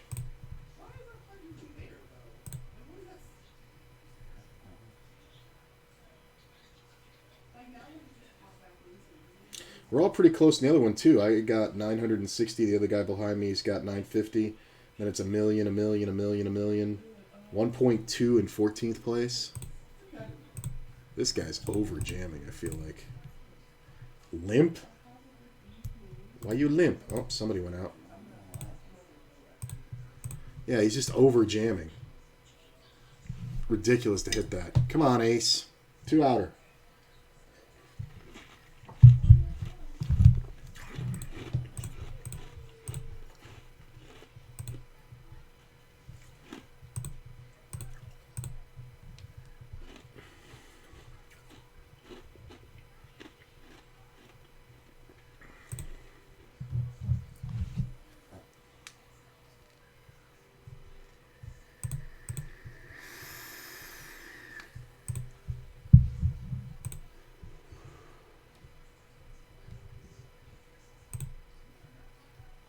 I'm in last place on this one. Second to last on this one. Just need half a hand, man.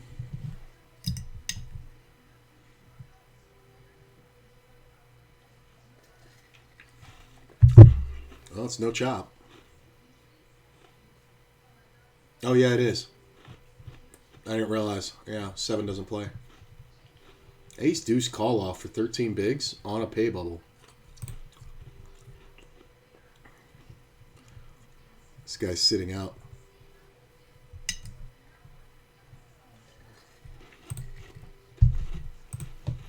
He's sitting out. Raise. He doesn't realize he's sitting out. Raise, you fucking loser.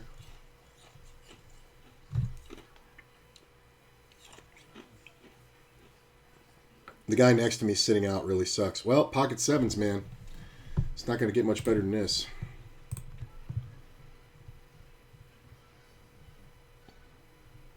Let's do it. Yep. Because he's going after that dead money way loose. 1.12 million. Look at this. Well.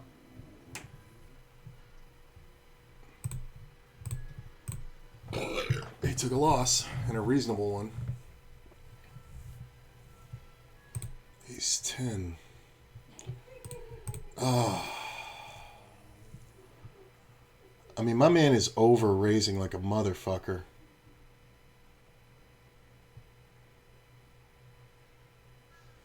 No. Just because this player behind. Yep. I dodged it. He's definitely too wide, but with 2 players behind, I can't do it. From the small blind, I could do it. Look at this. And we're on a pay bubble, so this may have definitely affect things. Not with aces. Jesus, how much do we need a 10? Oh, or a 9. Holy shit.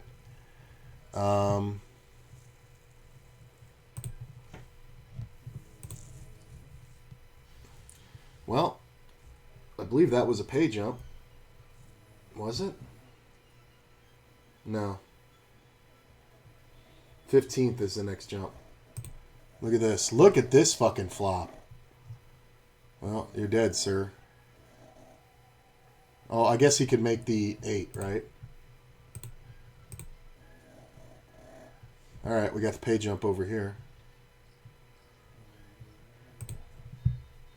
Probably getting it in here. Yep. Nothing I can do.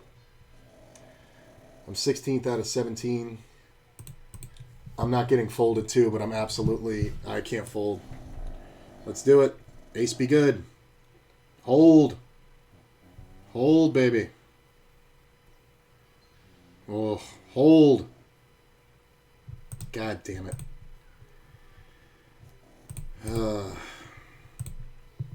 That sucks. I go out 16th, right on the pay jump. Oh well. I'm going to walk this one. I know it's ridiculous, but my hand absolutely sucks dicks. Alright, so we got to take this one down. Not bad, though. I got 133 out of the other one for a $55 entry. Pretty good. Profit of buy-in and a half. And it's all down to this one. This top prize is $1,200. Money's pretty good.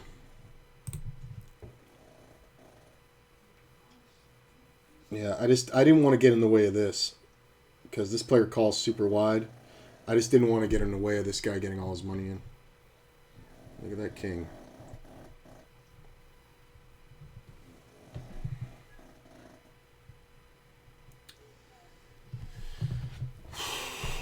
$14th out of 16 or 17.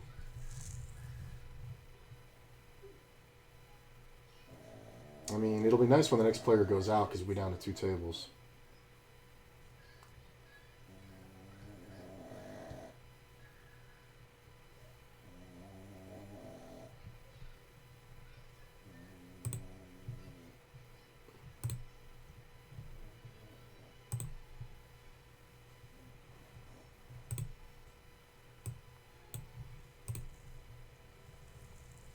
That's a big open.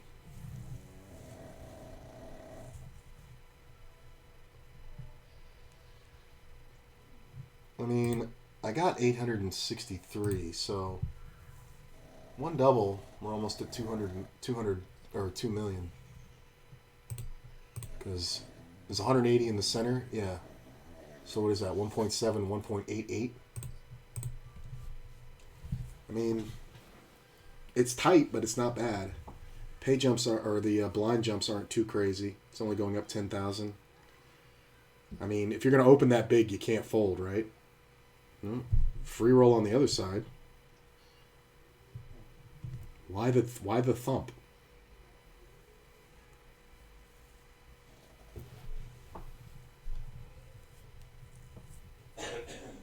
Oh, we're going on break. All right, I'll be right back.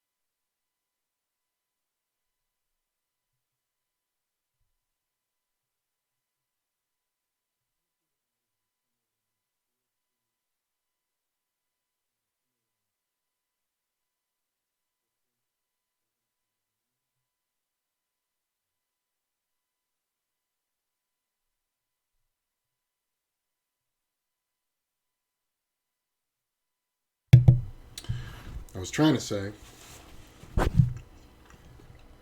was making a peanut butter and jelly sandwich or a peanut butter and banana sandwich. I did that the first time I said it too with the mic on mute. And I licked the knife and then I coughed because I'm sick and I sniffled like really hard while I was coughing, and I sniffed peanut butter into my fucking nasal cavity, and then I blew my nose and peanut butter came out my fucking nose and it hurt like a motherfucker.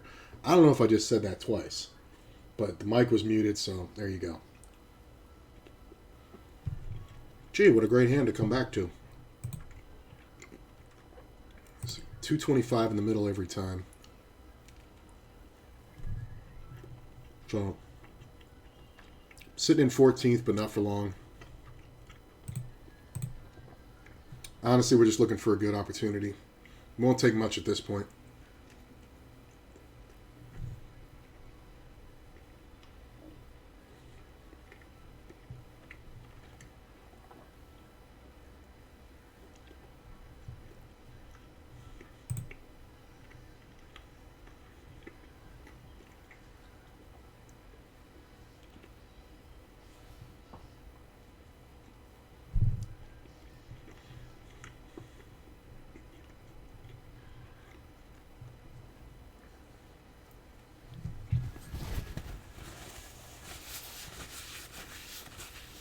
Peanut butter and banana, kids. Give it a try. Fuck jelly.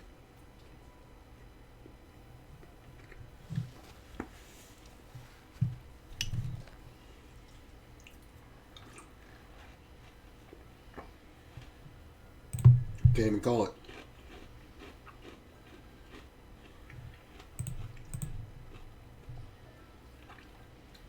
All right. Don't matter what anybody does.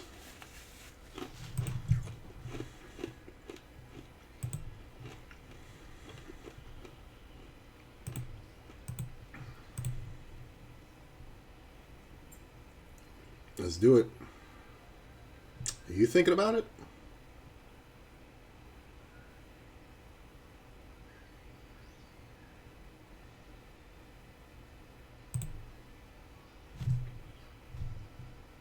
Ace or king? Come on, ace king. Hold. Hold. Yeah, bonus. Boom, 1.632. And we're okay. Go from 15th place to 11th. Hey, and we're down to 2 tables. That's pretty sweet. As I'm on the button, it's a lock.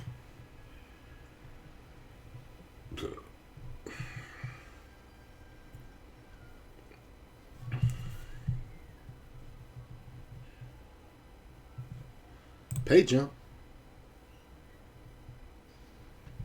Down to 15.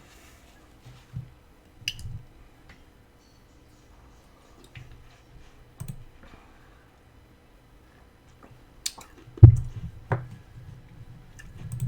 can't believe this guy's still in.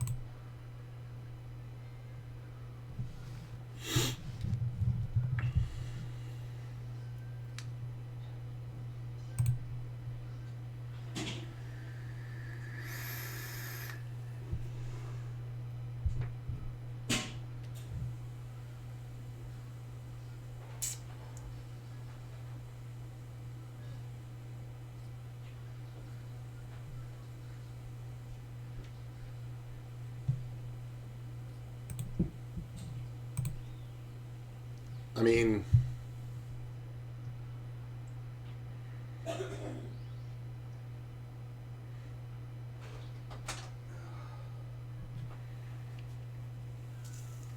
blind versus blind. This guy's kind of crazy. Oh, this sucks. I have to fold that. Oh man. I'm gonna try to eat and then go pick up the filters. Good idea. Whew.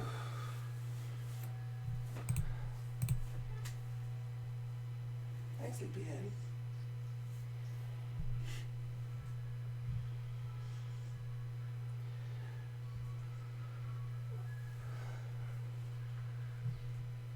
Whew. Blew my nose and plugged my ear again. Mm-hmm. I had just unplugged. So sticky.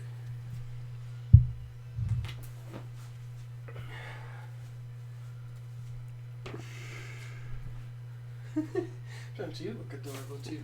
Yeah, I try.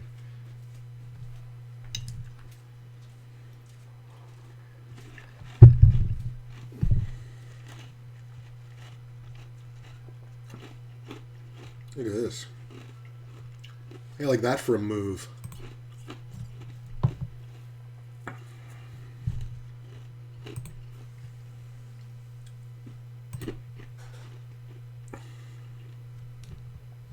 That was absolutely a move.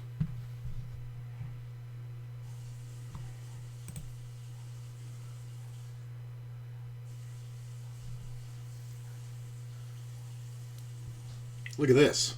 Jam, rejam, call off. How bad do we want the fucking tens to hold? Look at this. Tens are good for a pile.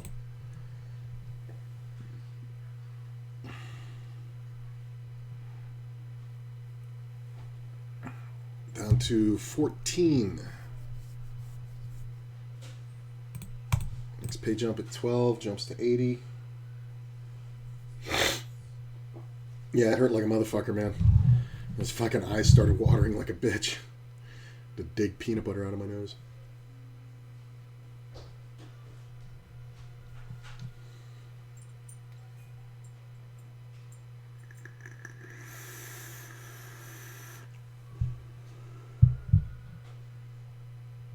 I mean, this guy having all the chips kind of sucks. He's just so active.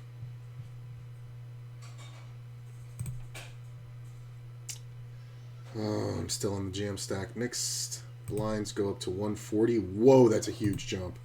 I get cut to 12. Holy shit. Or I get cut to 10.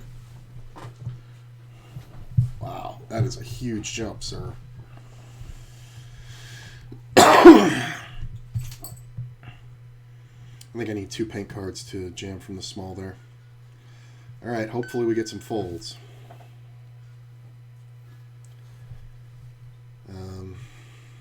I think I can rejam versus an open, and I can definitely open rip.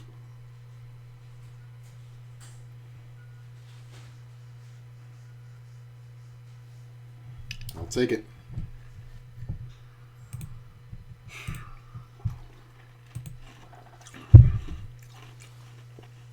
Ugh. It sucks because I can't play it.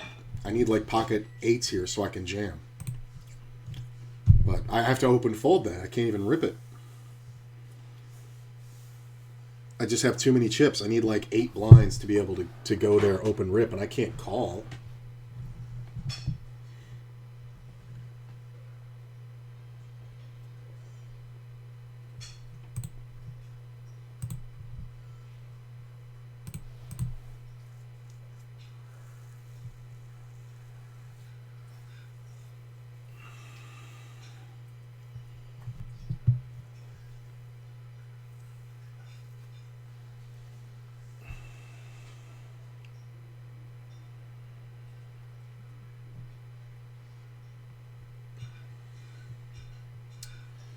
The limp is super sus. He's right to check.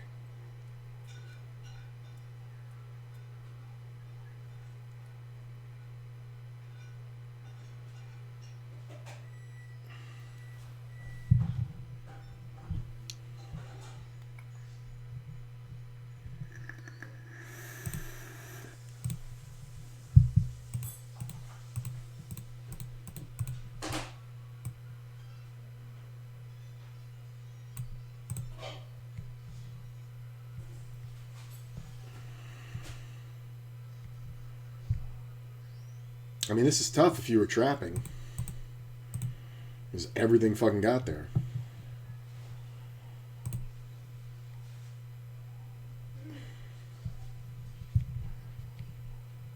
Yeah, this guy with his huge opens.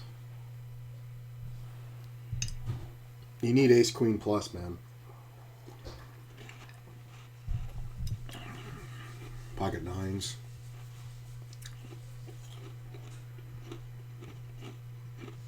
Definitely would hate to have ace jack in the blind there.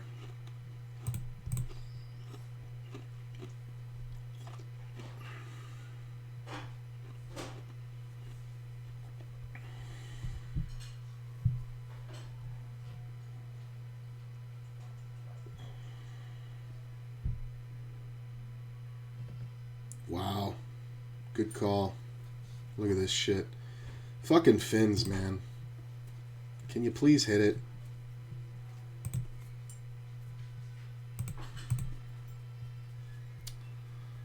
I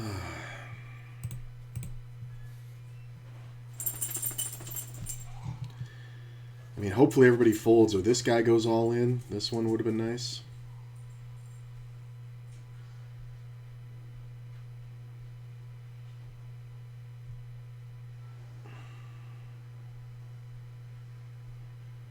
I mean, if everybody folds, this guy should jam, so... That's a good raise. That way this guy can't reopen the betting. It also keeps me from just calling light when he folds. It's a good raise. You have to raise bigger there.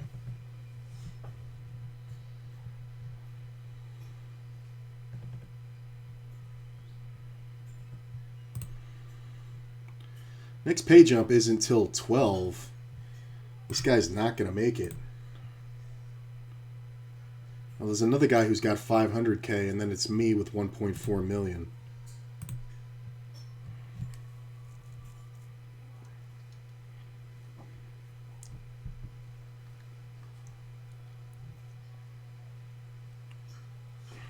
Easy call with a jack. Ace high, even easier call. Nice. You ain't making no moves, brother.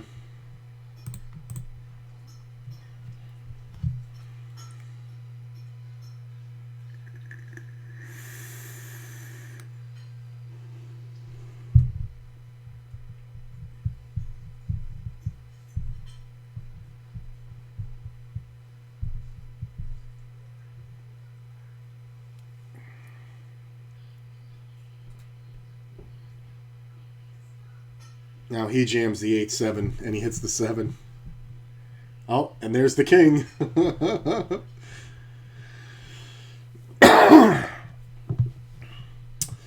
All right. So pay jump down to 12 players. Next pay jump is the final table, kids.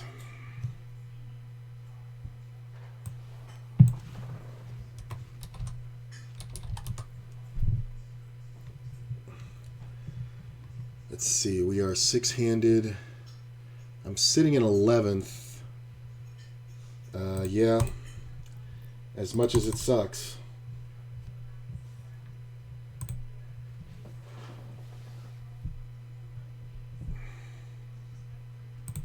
I mean, these guys call wide in the blinds, but that's blind versus blind, so it's obviously a good steal, right? Yeah. Tough, though. Tough to pull that trigger. Got 1.6 million. Next blinds go up to 140K, so not too bad. It'll cut me to like 11.5 right now.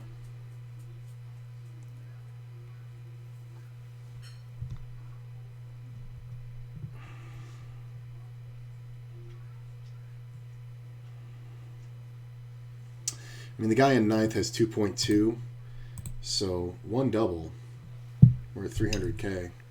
Look at this, just straight calling. Is he going to lead the river on a busted flush draw?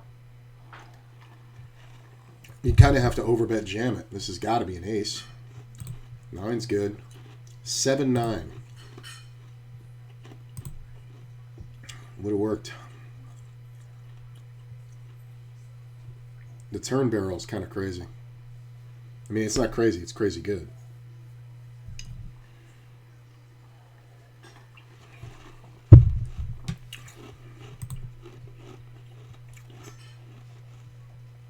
crazy dude's got 3 million, and somebody else has 8.7. I guess he doubled through him. This guy's gonna jam super wide.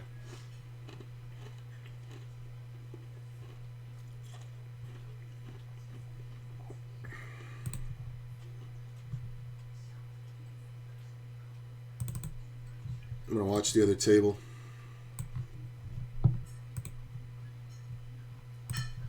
Well,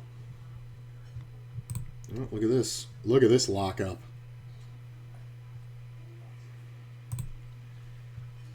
Down to 11. Nothing I can do. Hold.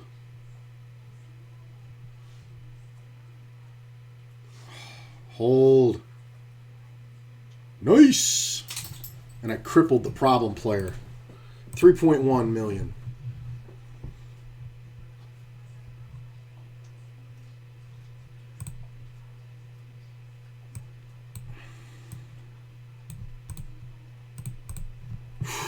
Did not need that turn sweat.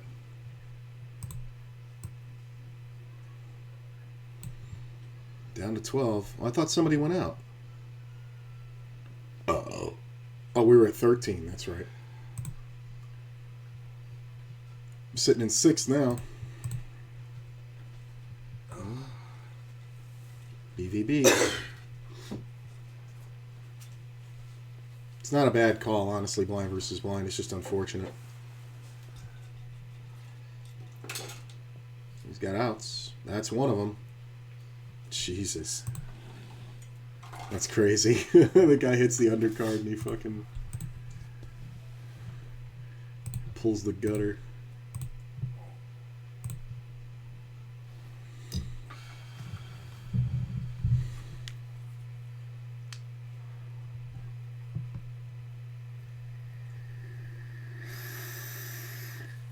This is going to work a fair amount of the time. No, unless this is a monster. Yeah, pocket 8s.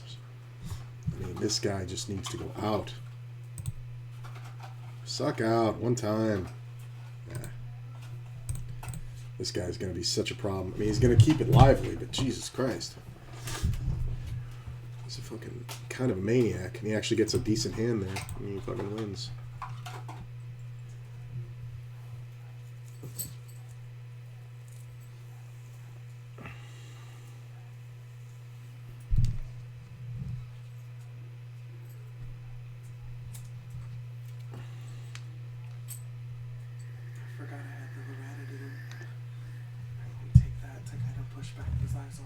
Yeah. I'm feeling it already. It's already wearing off. I took it at like 7 yesterday. Yeah. And honestly, that makes me feel worse than the cold. No, he just takes all your fucking energy out. Look at this. We got post-flop play.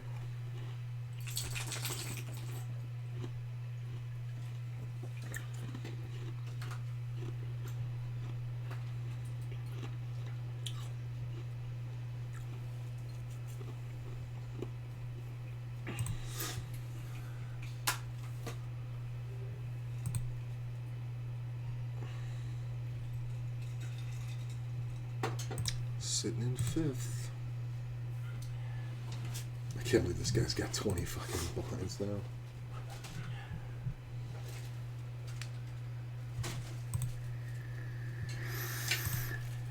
Shit. Wow. 5, 6, 7. Nope. And this is why I'm amazed he had 20 blinds, because he keeps doing weird shit like this. Like, you don't have to call that for 4 blinds. Oh, look at this scenario. This is the game maker. I mean, I don't think I can fold to either of these ranges. Unless this guy calls. Hold. Hold. Boom! There we go. 5.58 million. believe that puts me in third place now. And we're down to 11. Don't forget where I was. I was at fucking 800K. 5.58 million I got up to. Look at this. Hold. Bink. Alright, that's the bubble. And this player's all in.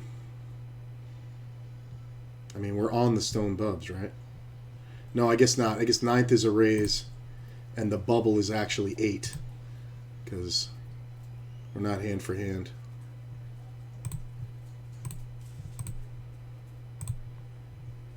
We're four-handed. This guy's a fucking maniac. Well, that's an easy fold.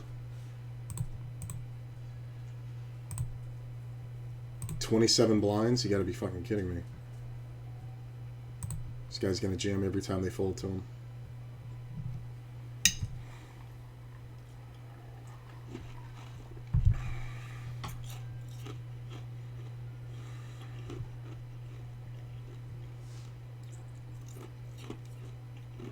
The other table's fairly deep and they're five-handed. He walked one. Oh, because there's a significant pay jump. Okay, so maybe he does play a little bit differently short-handed.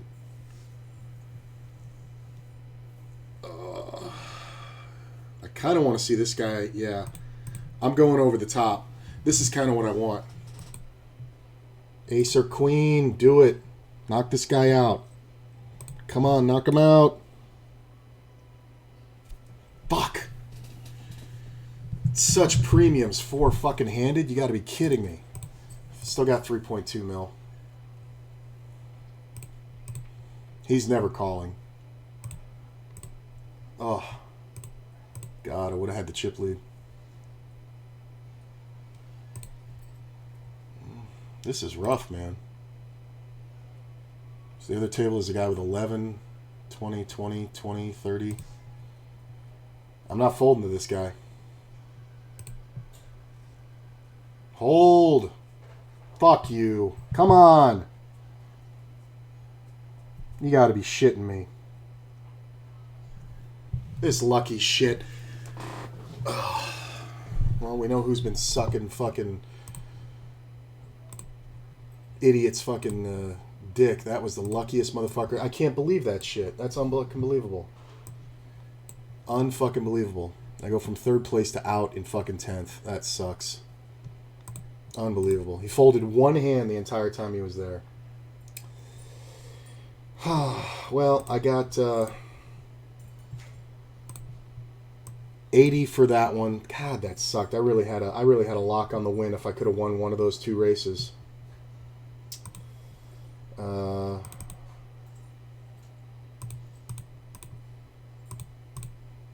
Figuring it out.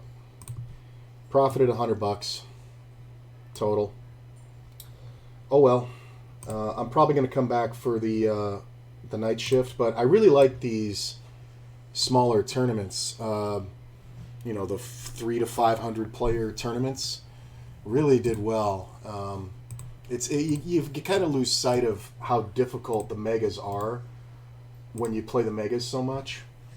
You know, the 1,000 player tournaments.